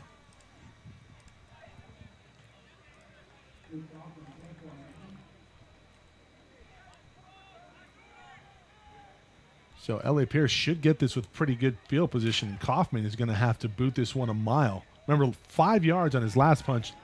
This one much better. It's going to be out of bounds at the 49-yard line in Marauder territory. Yeah. So a terrific start to this drive, 2nd of the 3rd quarter for L.A. Pierce. The question is, can they make something happen? Tough sledding against a defense that has been lights out this far.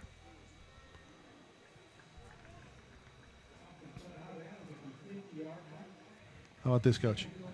It's -1 yards of offense here in the second half for L.A. Pierce. 77 yards of total offense for the game for the Brahmas. Man.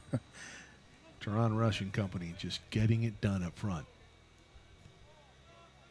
So Palmer hands off. This is Richards. Richards with some room over the left side. He's going to pick up a nice 8-yard carry here on first down.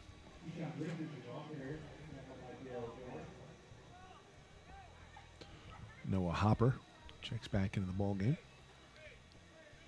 Off comes Tremel Knighton. Knighton with an interception earlier tonight.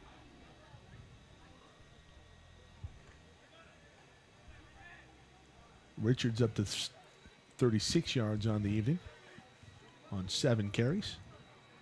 He's a player that averages 6 yards a carry on the season. False start. And a false start. And go against the Brahmas. Well, as a coach, you just hate to see that. You pick up a nice gain on first down. It's a pickup of 8. Now you got to back it up 5. So 2nd and 8 now instead of 2nd and 3 or 2nd and 2. Check that. 2nd and 7. My math is just way off. Palmer again in the shotgun. Hands off Richards, and this time bounces it. Tackling. Missed tackle. Richards looking for the house. Huge play for Richards, and that's just a terrific job of running and a terrible job. Very poor tackling. Of tackling for the Marauders. We'll see the replay here. He's got to be bottled up there. The Marauders making Richards look like Barry Sanders.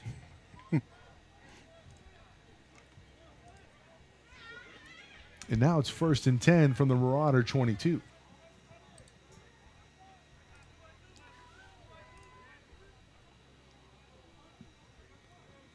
Palmer. Here comes some pressure. Palmer gets it out quick, and that one complete to his wide receiver, August, and August is going to be in for a touchdown. That's just way too easy. Very poor tackling. Coach, back-to-back plays, missed tackles, result basically in 6 points, maybe 7. And August with the stiff arm all the way to the house, he just can't have it. Oh, we talked about it. LA Pierce within striking distance, and now an opportunity to cut it to 10.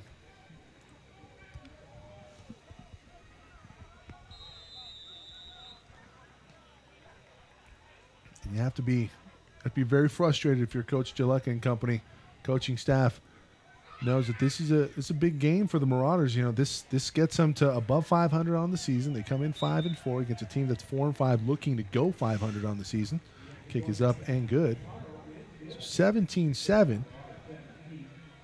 You win this game, and based on your strength of schedule, the Marauders may have a chance to host one in the playoffs. And meanwhile, they give up an easy score to a team that, based on their season stats, can put up points in a hurry. Yeah, this is not a good start in our second half. This reminds me a lot of last week. Offensively, go backwards and short field for the other team. 9:31 remaining here in the third quarter, and Coach, we got a different ball game. It was all domination, Antelope Valley, obviously to varying degrees, and it should have been a higher one at that after that first half. 4 turnovers forced.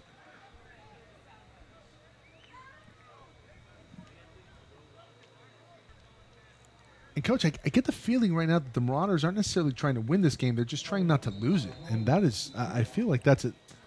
That's probably a good description of what they're doing. I mean, they need to keep playing like they need to score and win the game, like you said, not just hang on. Defensively, that's probably the poorest tackling we've seen all season. Couldn't have come at a worse time.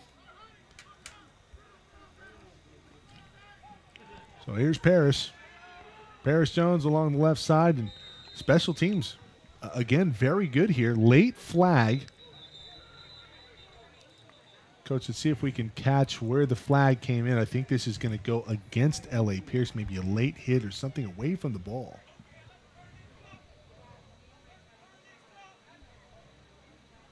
Are they going to get Edwards for a block in the back? Edwards is the man down on the turf right now. I wonder if they whistled him for a flag.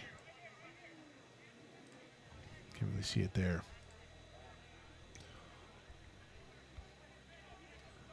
Well, Brandon Edwards, a key cog in what they do here at Antelope Valley. He's a two-way player. He plays running back. He plays on defense. He's a linebacker. Plays on special teams. You see him right here, but on the floor, on the deck right now, and doesn't look good. Well, they did get a block in the back. It might have been him, but I don't know how he got hurt. I don't see how he got hurt. Well, Coach, to be honest, I thought it looked like a non-contact injury. It looked like he pushed, and it could be one of those ones where it pops, and right. You just hate to see that. And you really hope that it's maybe just a cramp, but from the looks of it, it does not look to be the case, and he's going to have to be helped off the field here by the training staff. So.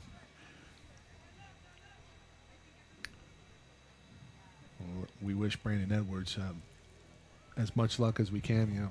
Coming from somebody that I've had a bad knee injury or two in my day, and he's starting to put some weight on it. That is encouraging. And sometimes you'll get that non-contact, and you'll feel something that you haven't really felt before, and it can be a lot scarier than what it looks like. That might be the case. He's already almost walking normally. By the way, it's going to be 1st and 10 from deep in Marauder territory, and this is shades of what the last drive started out like. Yes. They have it at their own 13-yard line, do the Marauders. And McPeak going to have to make a play here. He'll keep it. Pass is complete near side. This is going to be McDonald, and McDonald not going to pick up much. In fact, I think he lost yardage, or will he fall forward for a little bit? He will pick up 2.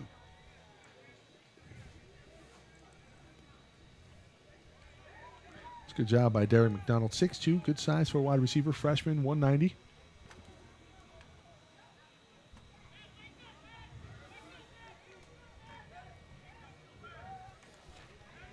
I believe Kevin Smith is the tailback. He's back there in the backfield. Oh, thought I saw some pretty good bursts from Smith in the first half. He's a pretty good athlete. Well, they list him as a DB. I think you're exactly right. Oh, the pitch out to Paris nice Jones. job. Huge hit on McPeak. Nice job. He's up. Paris Jones, meanwhile, still on his feet, gets a block out near midfield. And that is one heck of a play made by Michael McPeak. Coach, let's see this one more time on the replay. McPeak, this is quite the gunslinger mentality. He is under all kinds of trouble. 3 men, 4 men in his vicinity. He just flicks it to Paris Jones, and Jones very good in the open field. Gets it out to midfield. Huge chunk play for the Marauders out to the 48-yard line in their own territory. And that completely flips the field. Second time tonight we've really seen McPeak make a play off of something that should have been a negative play. That's very heads up.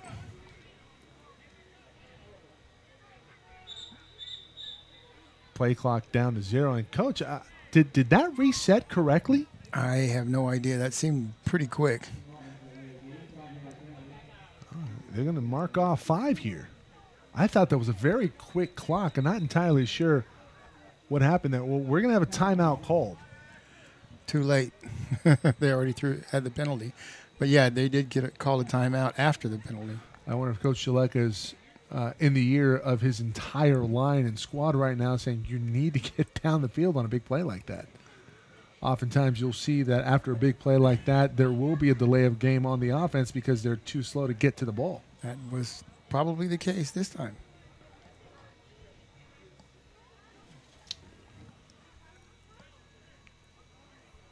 You see Donaldin Johnson come off unhappy. Being spoken to by Coach Jaleka.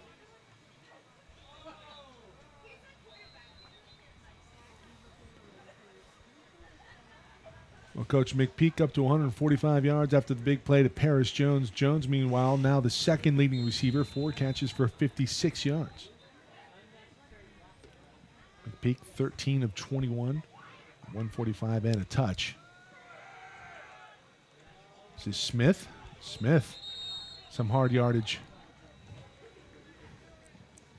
Picks up 1. Yeah, hard yard. Yeah.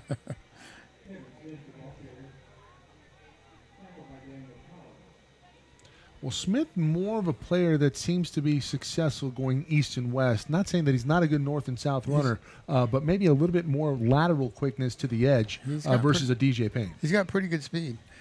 They've been playing him on defense as a DB most of the season. 2nd and 14, good block. Good block from Smith. McPeak going to keep it himself, tuck and run. And that should be a late hit. He was already out of bounds. It's going to be past midfield. 3rd and striking distance here for a new set of downs for the Marauders, Ms. McPeak.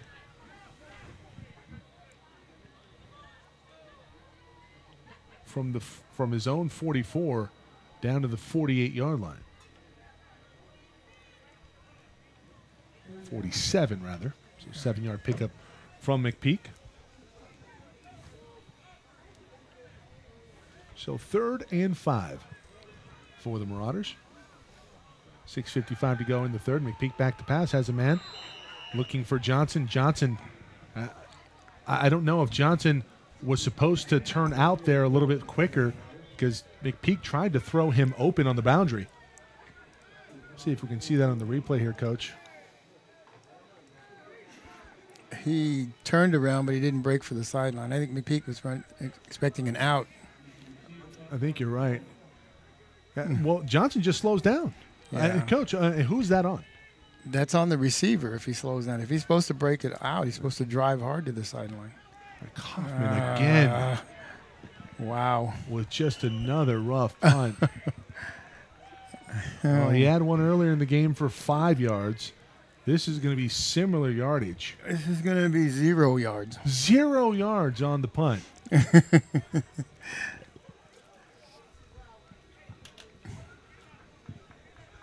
Well, the special teams have been stellar for L.A. Pearson. In a tight ball game, that could be the deciding factor. And the special teams for Antelope Valley have not been all that great this evening. We've already missed one kick.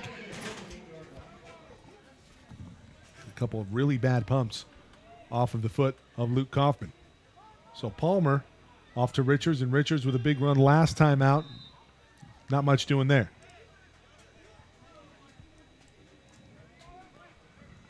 Pretty good job of bottling up Richards. Better job of tackling for sure. Yes.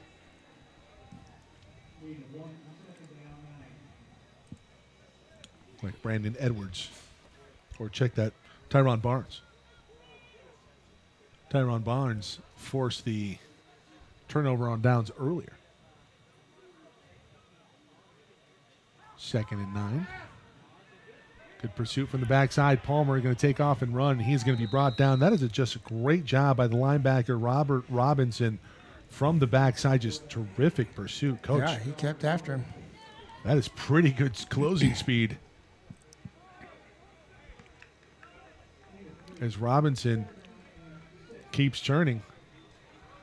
It is a positive gain on the play, about 2 yards. So 3rd and 6, 3rd and 7 now here. I mean, I see the defense get out the field if you're a fan of the Marauders.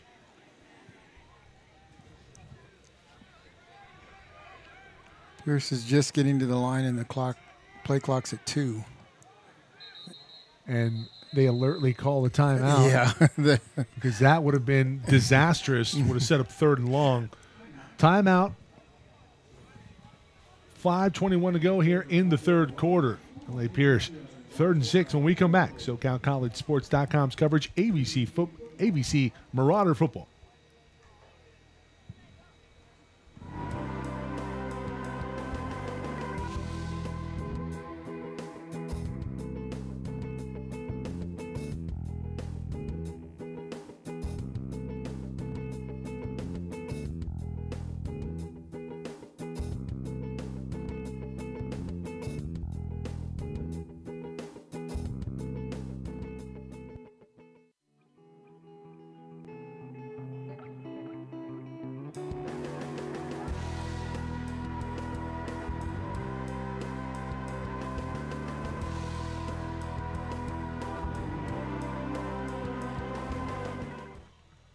Third and 6 here, Joe. Joe wants Mike Zepeda with you on tonight's coverage. SCFA football, final week of the regular season. Palmer hits a man complete. This is going to be good for a first down. Pass is complete. Was that Wesley Tuzzi? Tuzzi was the opening starter at QB. Now in at wide receiver, so it's wide receiver to quarterback in the book. And that is good enough for a first 11-yard pickup on 3rd and 9, or 3rd and 6. Excuse me.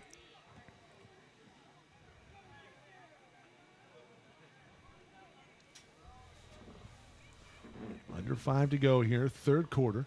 The drive stays alive for the Brahmas. Richards to the right of Palmer, now to his left. Takes a handoff up the gut. Coach, really impressed with the push right now that that offensive line is getting up front. They're moving the ball.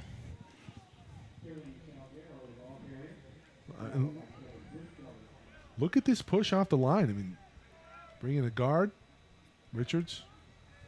He'll take 4 yards on first down any day of the week. Absolutely.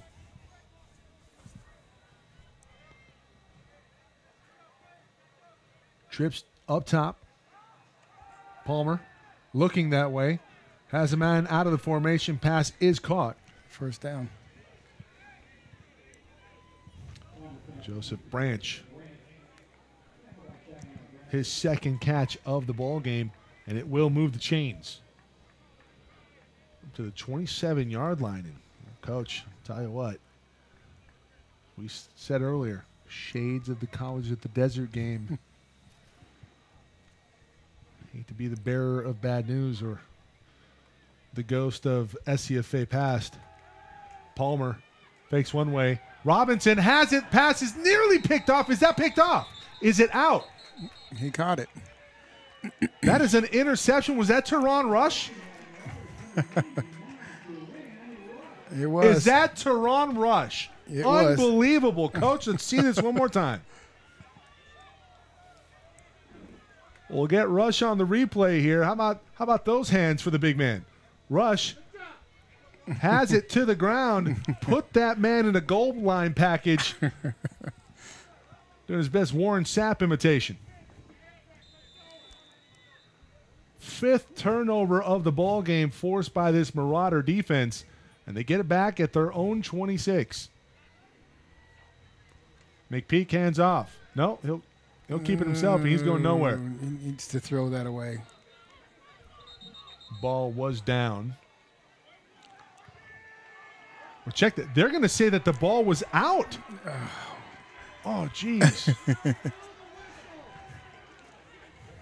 Well, we don't have the audio out there, but the ball's going to go right back to L.A. Pierce. So McPeak keeps it. The ball is, it looks like it's out. It looks like they stood him up just long enough.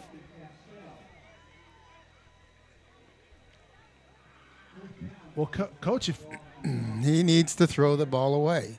I think you're right. I think he needs to throw the ball away. But if my thing is, if the ball comes out in that fashion, that should have been 6 for the Brahmas. The problem is they blew the whistle, and when they blow the whistle, the play is dead. Now, well, I thought they blew the whistle before the ball came out, but they say that the ball was out before the whistle was blown.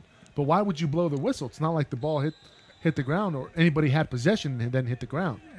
It was blown, and they would call it inadvertent, but that means the ball is dead. You can still call it a fumble. Richards, jump cut to his left, has plenty of room. Poor tackling again, might result in 6, and it does. The Brahmas again on the board. 26-yard scamper to the house. Keyshawn Richards.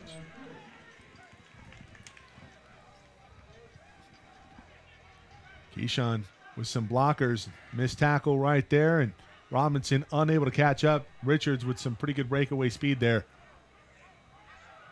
See, that was Bridgewater in pursuit. Coach, entirely different ball game here in the second half. Yes, it is. Another tale of two halves for ABC.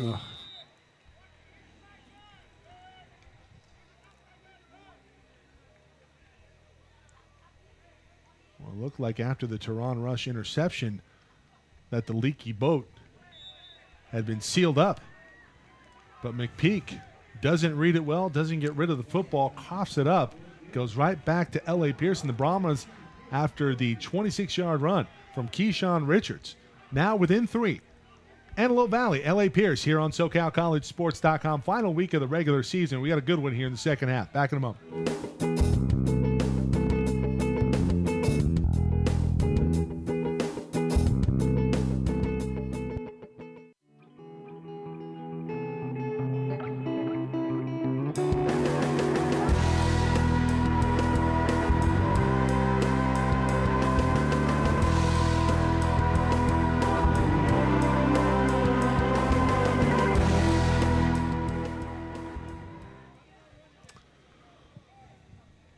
Happy Veterans Day, everybody. Coming up tomorrow. Everyone who's serving and has served. Meanwhile, we got a bit of a dogfight here in the American Pacific Division. Antelope Valley, who had dominated in that first half, now only up by 3 as L.A. Pierce has closed the gap. Jones backing up. This one will fall into the end zone for touchback. So Marauders will get at their own 25, but Michael McPeak, who started this game out on fire, red hot, is the exact polar opposite since about midway through that second quarter, Coach. Yeah. Play clock down to 15. Plays finally in under 10. Marauders need a sense of urgency here, Coach. Comes an extra man on the blitz. McPeak rolling to his right. Going to be able to buy some time. Looking downfield. Going to have to throw it away, and he will. Good call, Coach. Mike Cepeda, Joe Watts, with you on tonight's coverage. And Joe, how long did you coach here at Antelope Valley? 22 years. Grizzled veteran. 22 years and 5 games in the booth. Happy that you've contributed your time here on the broadcast. Great to have you up here. Hope to be back next season. Oh, yeah. If they'll have us, of course. McPeak has a man near side. That's Jordan Wayne. Jordan Wayne picks it up off of his knees. He's going to pick up 3 on 2nd and 10. Make it 3rd and 7. And, Coach, at this point, if you don't pick up this first down, this is a defense right now for the Marauders that they're probably tired. could be a little tired. Yes, they are. They have been on the field for a little bit. And last week we talked about the bruising affair versus Allen Hancock. At what point do you think, how long can the defense keep it up? McPeak buying some time in the pocket. He needs to throw it away. And he won't. He's going to be bottled up and sacked. That's the worst thing he could do right there. Inside the 15, and Michael McPeak looking like a freshman on that play. Here comes the punting unit. Well, Coach, we're going to see exactly what you're talking about here. He has time. Just doesn't. Oh man, he missed Khalil an open Canada. receiver too. He missed Khalil Canada. He had him wide open. Got a little trigger shy, and he has to eat the football inside his own 15. And Kaufman has struggled all night. He'll need a dandy right here to flip the field.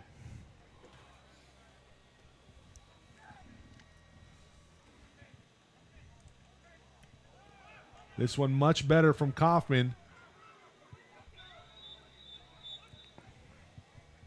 Calling fair catch and backing up Lawrence Coleman. No flags on the field. Pretty good punt from Kaufman. It was. Got him out of the hole. And the Marauders working on a low battery here. We've seen the tackling just not be as crisp here in the second half. Led to the first touchdown, was a result in the second. And now L.A. Pierce within striking distance. They can take the lead. And you would have thought that coming into the second half after only gaining 78 yards of total offense in that first half. Already up to 183. Quentin Palmer didn't even start the game. Backup quarterback listed up as a wide receiver. Hands off to Richards, who just scored on that 26-yard scamper. He's up to 8 rushes for 61 yards. Make it 9 for 61. Bottled up on that play. They'll give him 2. So 9 for 63 for Keyshawn Richards. And it wasn't Keyshawn Richards on that last score. That was Salguero. So Sterling Salguero. And number 2 and number 3. Just brutal in the play-by-play guys up here. I need some of those bio-optics. Next season. 2nd and 8. Palmer. Under duress. Here comes the blitz. And Palmer, well, he needs to get rid of that football. The whistle had blown. That was dangerously close to being a personal foul call or dead ball foul, Coach. Jamie Zuber. Good job by that defense. Bit of a stunt there. Stunt, yes. See that? Yep. Not a bad eye, huh? So this is going to make it 3rd and a mile. What's north of here, Coach? I got south pretty much figured out. North of here? North of here. A couple of smaller towns. The 58? Yes. This is Richards, and Richards on 3rd and a mile won't pick up the first, but it's a pretty good chunk play. Yeah, it was. And Coach, is this... No, I don't know if it's 4 down territory, only down 3. He gets it to the 49-yard line in Marauder territory. They need the 45 for first. It's going to be 4th and 4. They should punt him into a hole is really what they should do. But we'll see. Looks like they're bringing in the kicking team. End of the quarter. So we head into the 4th. L.A. Pierce, 4th and 4 when we come back from the Marauder 49-yard line. Will they punt it? Will they keep it? We'll find out just a bit.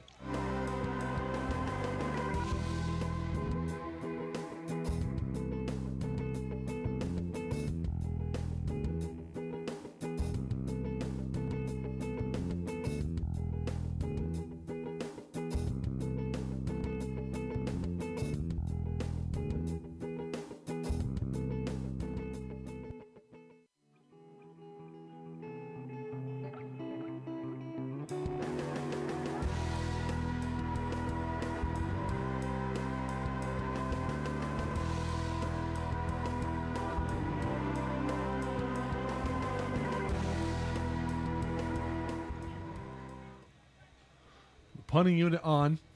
Talked about this may be the part of the field where you could think about running a fake. The punt game, the special teams units have been pretty good here tonight for L.A. Pierce. Do they maybe play the hot hand? ABC's done nothing on offense. I'd kick him into a hole here. It's exactly what they do. A great punt. Takes an unbelievable L.A. Pierce bounce down to the 10-yard line, still rolling down to the 9.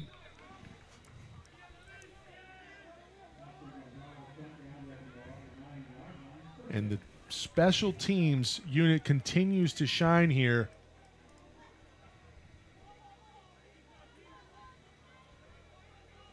For L.A. Pierce. Oscar Gonzalez on the punt.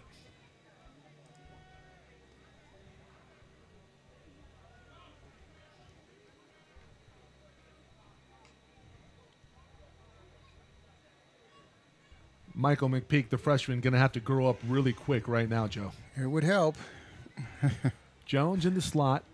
John Johnson near side. Jordan Wayne up top. DJ Payne, the lone back. And they go to DJ. Or check that. No, that's Smith.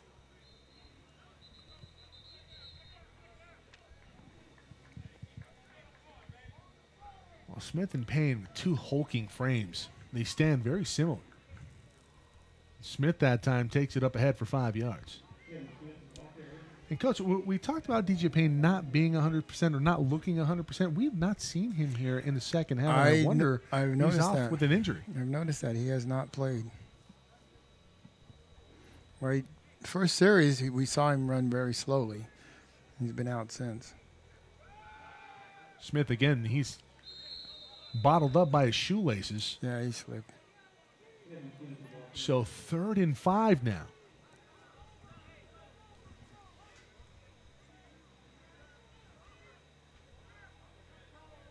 Coach, I'm a bit of shock here. Start of the 4th quarter. Let's change that. 13:42 to go. AVC looking to secure a postseason berth with a win here tonight. Easier said than done. L.A. Pierce looking to go 500 on the season. That one nearly picked off. Johnson nearly had another carom. That one tipped twice by the Brahma defense. And it's going to be another 3 and out for L.A. Pierce.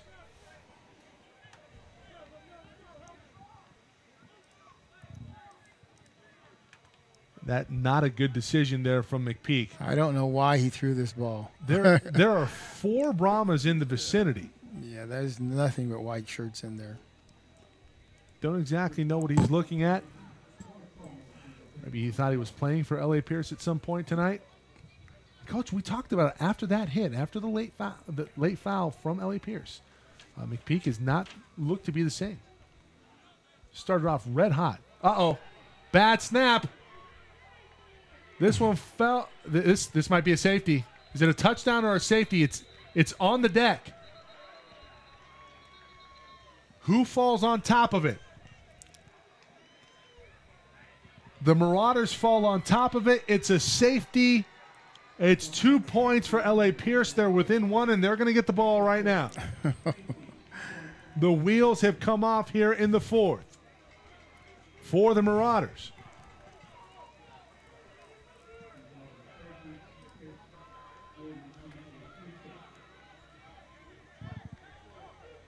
Coach, what do you do here?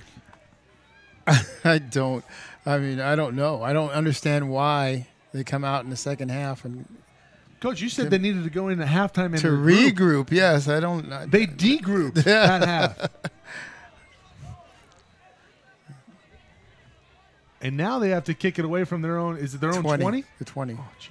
And the return game has been fantastic tonight for L.A. Pierce. Yes. We'll see how they choose to kick it. You'll probably tee it up. You do not have to tee it up. You can actually. You can punt it. You can punt it. Well, I think you probably want to tee it up. Kaufman has not been very good in the punting game. Well, looks like he is going to punt it. Well, he had one for 0 yards earlier tonight. Had one for 5 yards. Can you throw it? They have to back off the 20. No, you can't throw it. Punt, pass, and kick. Well, that's a pretty good one here from Kaufman. Good return set up. A thudding crunch on Damaris August. August with one catch tonight for a touchdown from 22 yards out. That one from Quentin Palmer. Well, Palmer has come in spot duty, 3 of 7. Does have an INT, also has a fumble, but he does have a touchdown on the board. And he's done a pretty good job of extending plays and being that dual threat out there, and that really changes up a defense, Coach. Mm-hmm. And an opportunity here for L.A. Pierce to take the lead yet again. They trail it by 1. We're in the fourth AVC up 17-16. Palmer hands off. Richards, big hole. Still going. Richard might take this one to the house. Keyshawn Richards in for 6. Good and block. The Brahmas pouring it on here in the second half.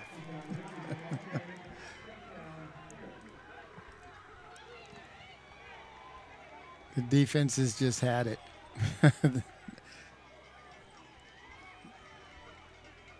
Man, Richards. Just a poor angle taken in the secondary. Great block down the field by Damaris August. First touchdown tonight for Richards. He's up to 129 yards on 11 carries after that run.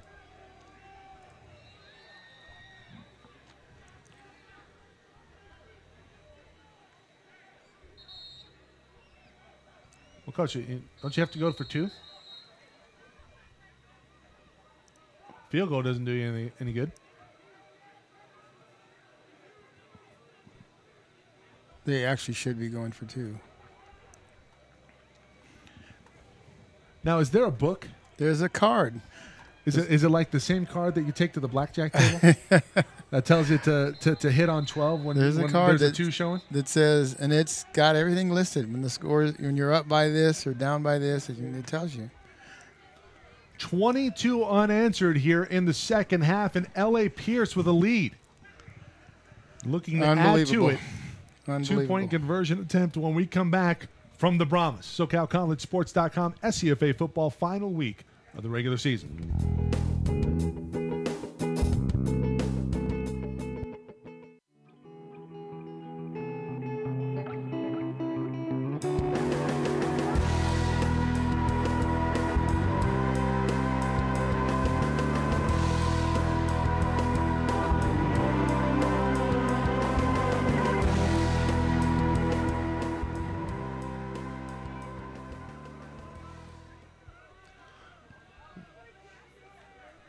Joe Watts with you on tonight's coverage. Antelope Valley College Marauder football, and the Marauders, man, look like a completely different team in the first half versus the second. Did you see legal formation here, Coach? 2 people moving at the same time? As long as they reset for a full second. Trips up top. Palmer keeps it one-on-one to throw in the fade, looking for the big tight end. That pass broken up. It's a great job by Cheyenne Bradford. So it remains 22-17 here. But Antelope Valley has relinquished the lead. They have not trailed tonight up until this point. 13:02 to go, plenty of time, but with the way this defense, or with the way the offense is playing right now for Antelope Valley, you have to really be biting the nails here late in the season. Coach, what's the answer? I mean, do you think about maybe going away from McPeak? I mean, who's the next man up? I don't know who the third quarterback is. Well, they have Michael Riley, number 11. McPeak with his helmet off right now. Don't see anybody warming up. Oh, McPeak gets a fist bump from Darlene Johnson.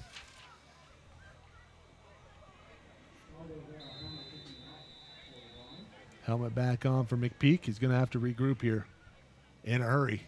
And let's see if special teams can get things going here. Paris Jones.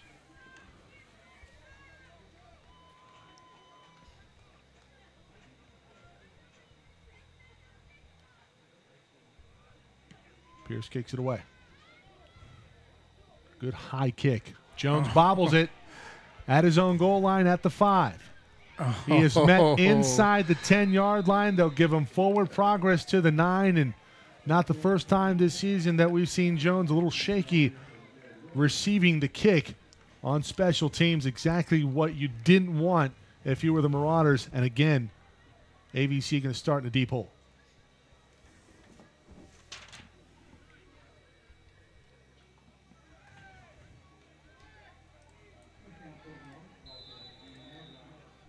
Happy Veterans Day, everybody.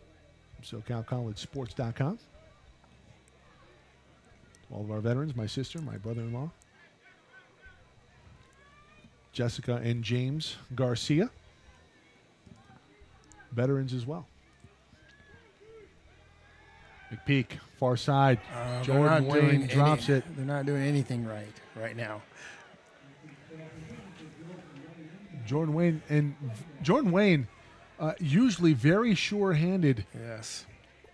And the rapport just does not seem to be there between McPeak and Jordan Wayne. John Johnson seems to have a pretty good rapport with McPeak. Paris Jones has caught a couple balls as well. Those are the two lead receivers tonight. Jordan Wayne only with 2 catches. That should have been number 3 right there. 2nd and 10 now for the Marauders.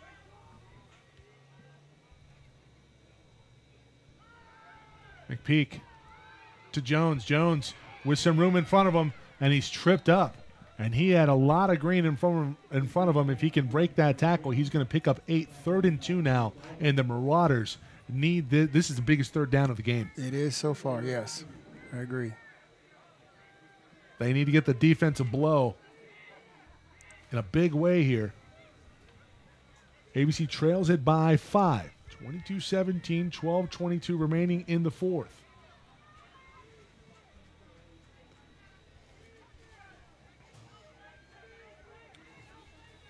Kevin Smith, the deep back. McPeak keeps it. Smith picks him up. Paris Jones nearly had a one-handed catch going up the seam. Can't reel it in. 4th down. And here comes Luke Kaufman in the punting unit. And that's an adventure. McPeak was behind everybody. Off the mark. That should have been the go-ahead score. Oh, he needed to put air under that ball. He did. Not throw it that quite such a line drive. And Paris Jones is a hard player to overthrow.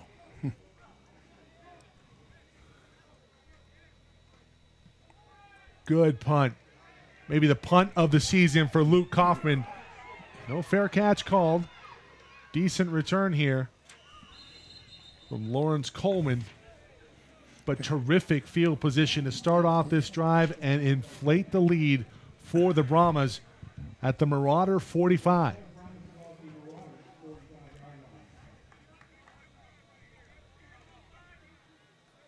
Coach's defense is dog tired. They are. They got to find a way, but they are tired. Antelope Valley 2 timeouts remaining in this one, trailing it by 5. Brahmas with Quentin Palmer in the shotgun. Richards to his left. Handoff goes to Richards. He's going to be bottled up. First man there, Bridgewater. And it's like Coach Jaleka challenged his defensive unit. And they respond here on first down. No doubt about that tackle. From Bridgewater. They got to do it 2 more times. Loss of 1 on the play. 2nd and 11 now. L.A. Pierce.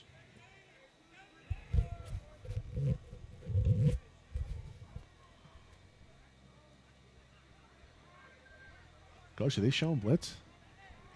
They're up, and they're coming. Palmer has that pass deflected by Teron Rush. That one nearly picked off. Teron Rush having himself a ball game, Coach. Again, he always does. He really does. Defensive player of the week in the game versus LA Valley in the American Pacific, making a case for it tonight as well. He's been all over the field. He has an interception. I believe he has a forced fumble. I want to say he has a couple sacks, a strip sack. Big game. But will it be in a losing effort? 3rd and 11. The defense has to get off the field. Coach, you think about burning a timeout right here. Too early. Palmer rolling to his left. Extends the play. Flag on the field. That pass incomplete. What's the call going to be? Looks like it's going to be in the area of a hold.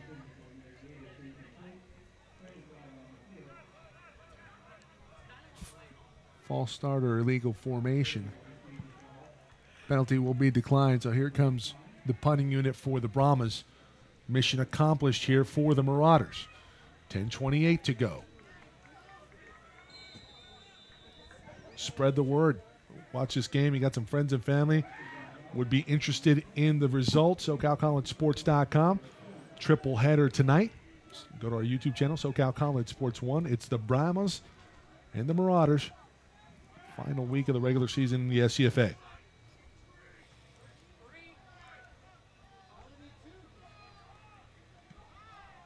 Kick is up and away. Oh. But that was not a fair catch that was called. It was Paris Jones telling everybody to get out of the way. I think that confused not only me, but some of the Brahmas as well, because he picks it up as it rolls right to him, and he picks it up and takes it to the 25-yard line, and he only had one man to beat before it could have been a chunk return. Yeah, that almost broke. We'll see that again, and it rolls right to Paris Jones. He faked out himself, yeah. He makes one more tackle. That could have been a big one. He knows it. So a little breathy room here for the Marauders. Michael McPeak, so composed and accurate early on. Hands off inside. This is DJ Payne. No, McPeak keeps it himself. Still on the far side. Coach, they had blown the whistle. No. Inadvertent whistle was blown. He fooled everybody. No, the officials are not supposed to blow the whistle if they don't know where the ball is. That was the fake of the year. McPeak sucks in everybody, including the Zebras, takes it outside, picks up a first down, but wait a minute. He runs it out of bounds. Coach, what's the call going to be? Inadvertent whistle, and you have to. And you replay the down? No. The ball's down where the whistle, where they judged the whistle was blown. Oh.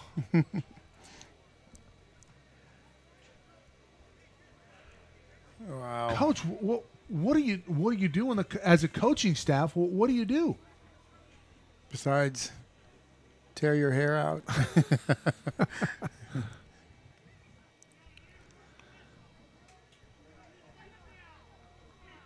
Yes. Okay, so they're going to replay the down. Okay. A little bit of a reprieve. Well, luckily our mics are noise canceling, or you can hear a couple 4 letters from the AVC side of it. So it'll be first and 10 from their own 25. We'll do it again. Man, what a fake by McPeak.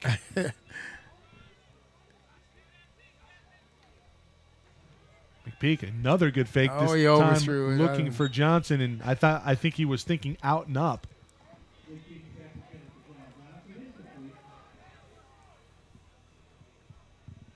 Again, something that he's expecting Johnson to be on the boundary instead of inside. Yes.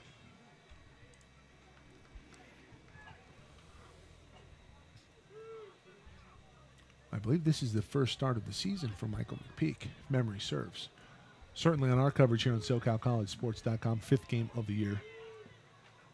McPeak has Payne out of the backfield. Payne, one man to beat. He does it, but he's tripped up.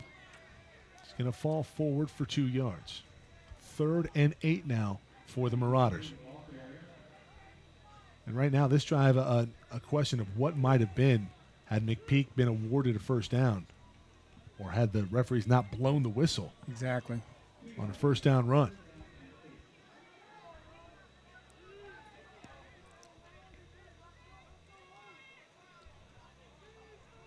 Third and 8. Here comes the kitchen sink. Jordan Wayne has a catch, falls forward, has a first down. Move the chains for the Marauders up to the 38. They'll give him the 39. 12-yard gain on 3rd and 8. Biggest catch of the ball game for Jordan Wayne. 3 catches now for 26 yards. Glenn Haller on stats tonight, as usual here at Antelope Valley. 9:06 to go. McPeak. Handoff. Big collision up front. This is DJ Payne. And DJ took the worst of it. And that was a leading tackler in the American Pacific, Daniel Collins. Averaging about 10 tackles a game on the season. And nearing that number here tonight. Payne does fall forward for 2 yards. 2nd and 8 for the Marauders.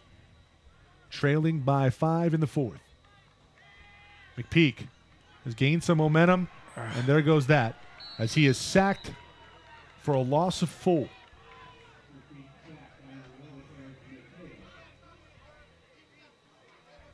Make it a loss of 6. Back to the 35.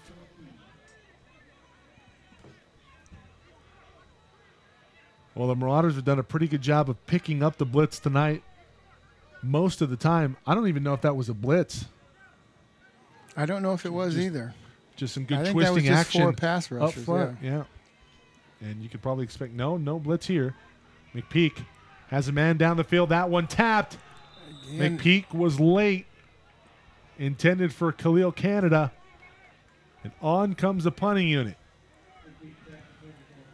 Well, Coach, the silver lining is here. You had a couple stoppages in play there, a little bit of confusion from the referees. You get the defense a little bit of a break. Yeah, that's true. That's what kind of energy level do they come out with? Now, you need everything to go right. All facets of the game have to be spot on from here on out.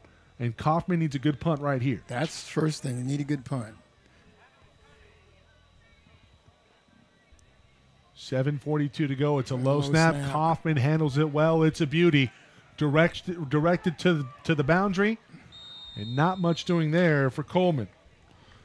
As Coleman takes it up to the 30-yard line. Nice job by Kaufman flipping that field. Let's see if we can see it on the replay here. Not a clean snap, but Kaufman picks it up off of the deck and delivers one of the biggest punts of the season here in the regular season finale. 22-17, 4th quarter, 7:35 to go. L.A. Pierce looking to go 500 coming in, 4-5 on the season. Antelope Valley looking for a playoff berth. Likely will secure one with the win here tonight. Coleman hands off. Inside going nowhere. Well, much like we thought DJ Payne would salt this game away, and along with other running backs in their running back core, it's been Keyshawn Richards and Sterling Salguero. Salguero with a big run earlier tonight from 26 yards out. Richards, 11 carries for 129 yards and a touchdown as well. That's a pretty good night. Came in averaging 6 yards a carry. He's going to better that on the season with the performance this evening. Palmer, another handoff inside. And Salguero looks like, again, another solid run. They will stop his forward progress short of the first down. Salguero kept on churning. I know. Again, that whistle was pretty early, too. These officials are pretty quick on the whistle. Well, it's cold out there. But it's not windy. It could be worse. Wind chill, not much of a factor here. 3rd and 2. Well, the defense can get off the field here. It would be huge, but considering how tired they must feel right now, bit of a long shot. How's the push? The push is pretty good. Can they get to him? No. Oh, man, that's a great run. Shoulder. Nice run. And that is a huge run from Marquis Mickens. Mickens with a truck job. See it on the replay here from the end zone camera. Mickens, the short yardage back, plows ahead and picks up a first.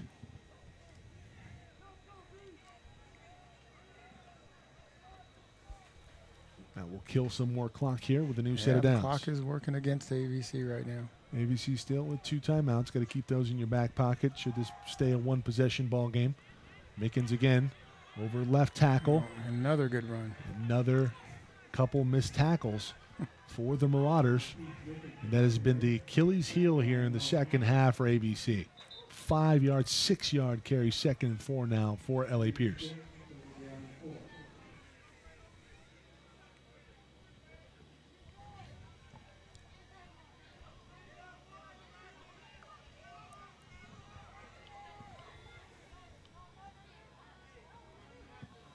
Pierce coming in off of a win last week versus Santa Barbara, 40-37.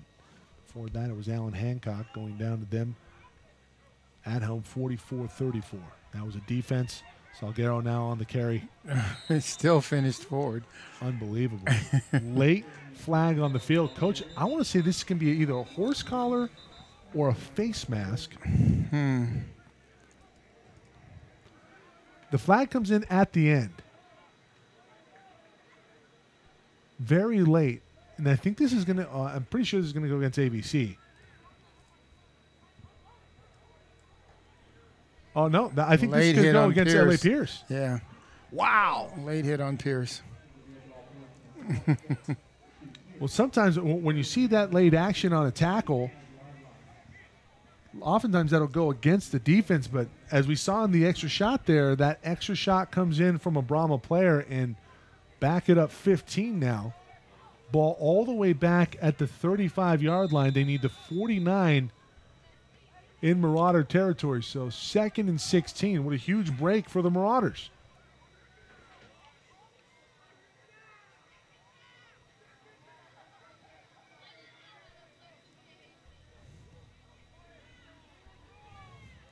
What do you draw up here? Do you go after him?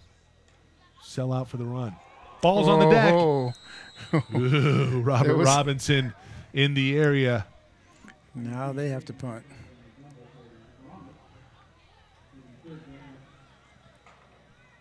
So 4th down now for the Brahmas.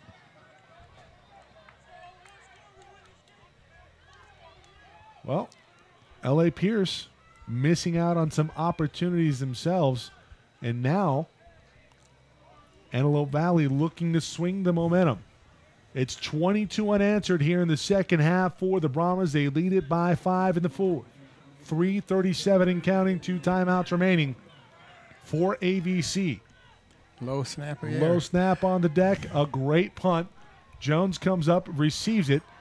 It hits a Brahma. That's going to be interference, Coach. Well, yeah, they're going to call interference with a fair catch. See if we can catch it here on the replay. We got a pretty good shot of it here. As a Brahma player just comes right in front. That was Zandre McCleary. And what's the rule there, Coach? That should be 15-yard penalty if they call it interference with a fair catch interference.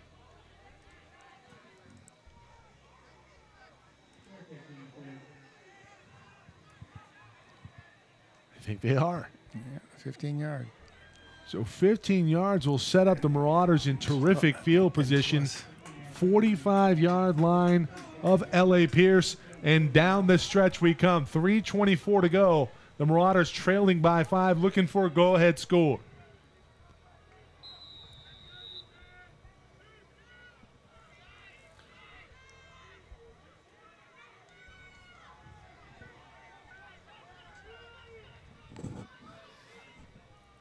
Kevin Smith, the deep back. Pass goes out into the flat. Khalil Canada. Canada's going to pick up 5.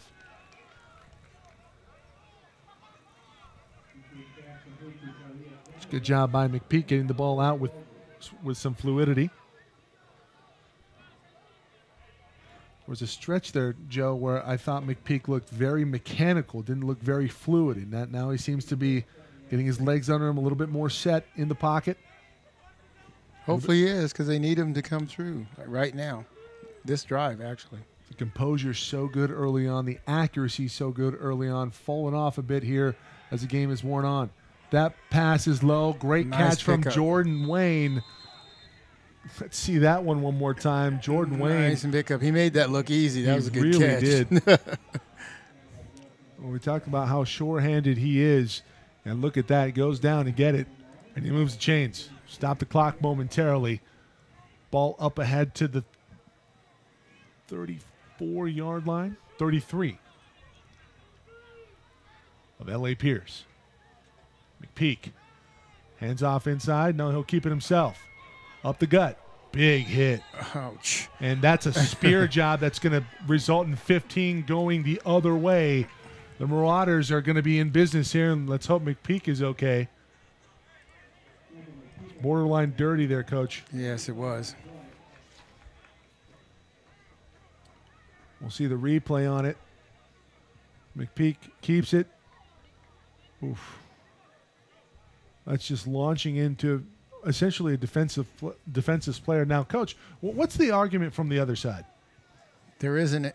Well, football's played differently nowadays. Yeah, the only argument from the other side is that used to be okay, but it's not anymore. So tack on some more. Now they're in business. I mean, those are not very smart plays. From They Pierce. were already in business. Now they're looking to open up a chain. 1st and 10 from the 14-yard line in L.A. Pierce territory. Here comes the blitz. Oh, McPeak keeps it himself. He dropped the ball. It's on the deck. L.A. Pierce on top of it, and that should do it.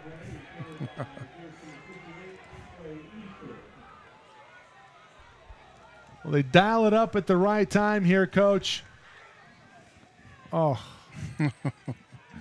The pressure just got to McPeak from the defense, up the gut in a hurry. L.A. Pierce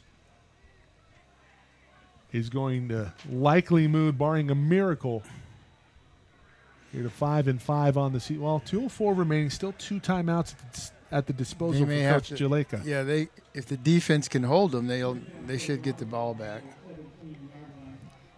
So defense has been on the field here much Yes, of the they second have. half. This is You're going into the reserve tank right here. Well, they're not playing anybody back. Ball's on the deck. Palmer picks it up. Timeout will be called immediately here by the Marauders.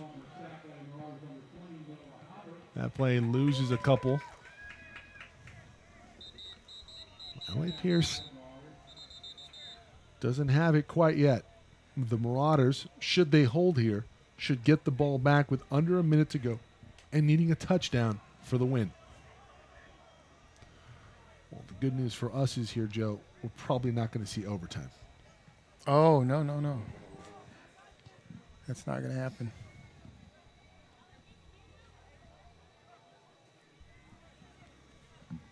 Get some score updates here for you from around the SCFA.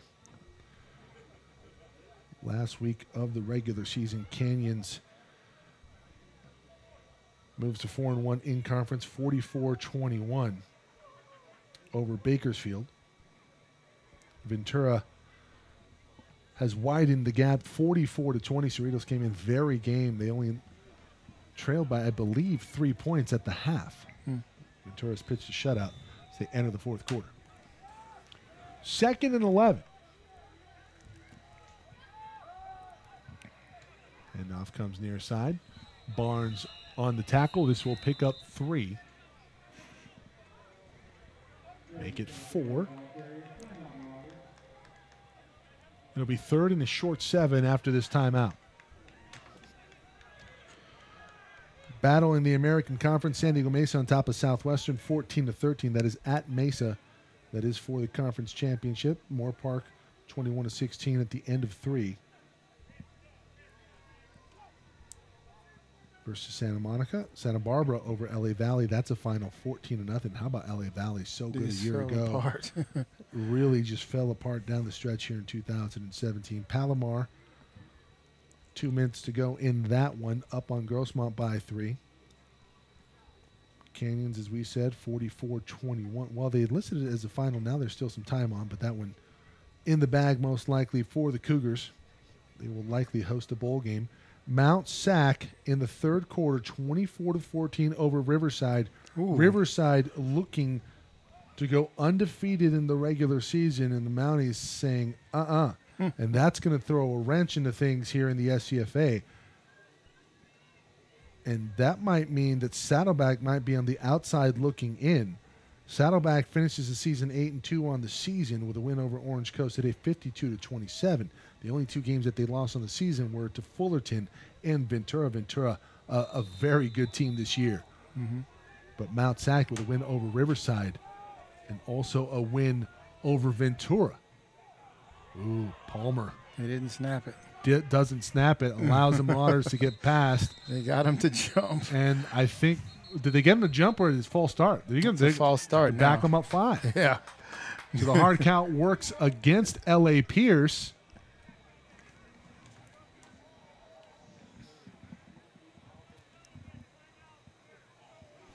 Called the timeout first. Called the timeout. Oh. What's going on down there, Coach? I don't know. Inadvertent whistles, negating first downs. Somebody calling a timeout before a flag, but not really. Man.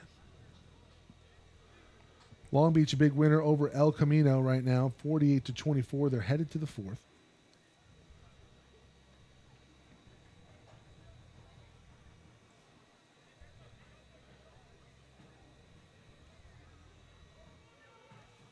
Again, everybody, happy Veterans Day to all who it applies to.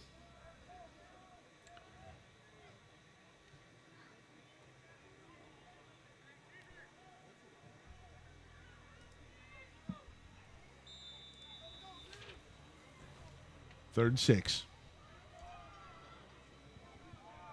No timeouts remaining for the Marauders. They need to stop right here.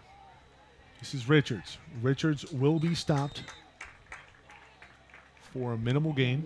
We'll bring up 4th down and 3.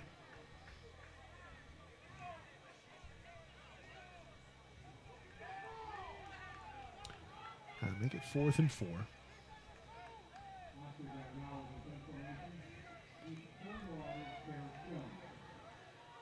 Jones back to receive the kick.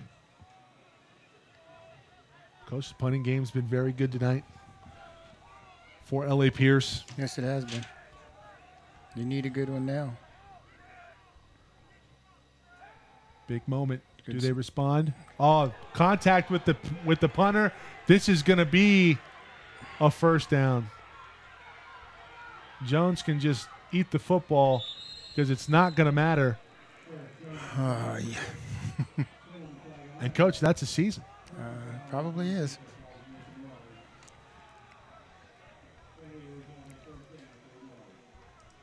See it here at the end.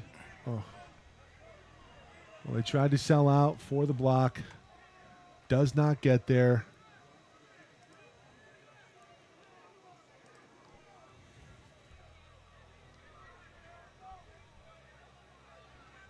And the call is going to move the chains. No timeouts now here for the Marauders. And here comes the victory formation from the Brahmas. Just a disappointing end to this season, Coach. We talked about it at the half. We talked about it at the end of the first half. Yeah, I just never felt like the Marauders took the game. Yeah, they had a chance to. 4 turnovers forced in that first half, Yeah, and they only had 17 didn't- points to show for it. it was Missed there. opportunities offensively. McPeak started off so hot and then just cooled down considerably after that. Well, after really the second part of that second quarter. Seemed to maybe get a little bit of that momentum back here in the fourth, but then the big fumble and now the roughing the kicker penalty. Should be one more knee after this. Yes. Well, Coach, it's up to the committee now. The strength of schedule certainly plays into the favor of Antelope Valley. They do have a win over ELAC, and that win looks really good on the road earlier this season. Likely won't be hosting a game At 5-5 in the playoffs. I don't even know if they're bowl eligible. I don't think they'll make it at 5-5. San Bernardino Valley also dropped one earlier tonight. LA Pierce moves to 5-5 on the season, but you just at this point have to hope that with the strength of schedule, maybe you get into the postseason, but likely not going to host. It's a final here from Antelope Valley College. Back in a moment with a quick wrap up on the season. Here, LA Pierce, a winner over the Marauders. See you in a few.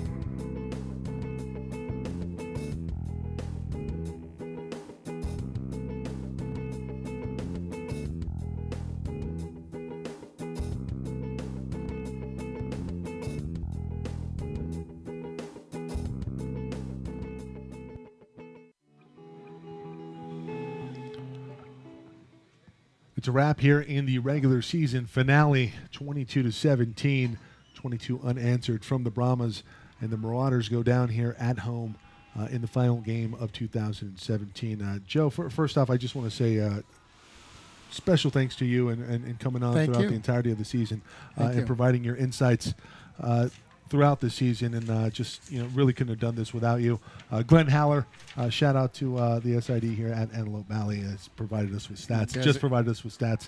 We'll read those off to you in the post-game rundown here. DJ Payne, a nice showing, 22 carries, 91 yards, and a touchdown. I believe he had 78 yards at the half. Yes. Tapered off considerably in that second half, but Keyshawn Richards, Sterling Salguero, really spearheading this attack here in the second half for the Brahmas.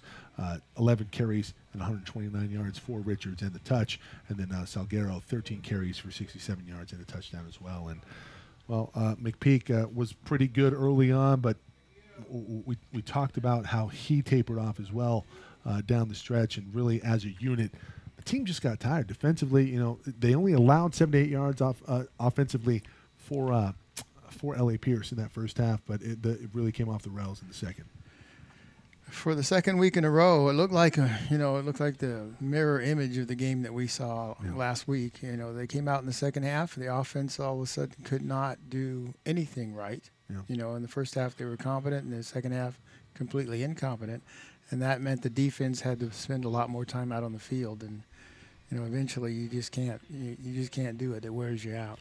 Yeah, well, to start the game, McPeak looked like, hey, where's this guy been all season? And then looked like a freshman in that second half. And obviously not having Jacorian Jones out there at 100% was a bit of a factor. We saw when Jacorian Jones went down last week, Armani Eden really had some struggles, and really the anchor of that offensive unit up front.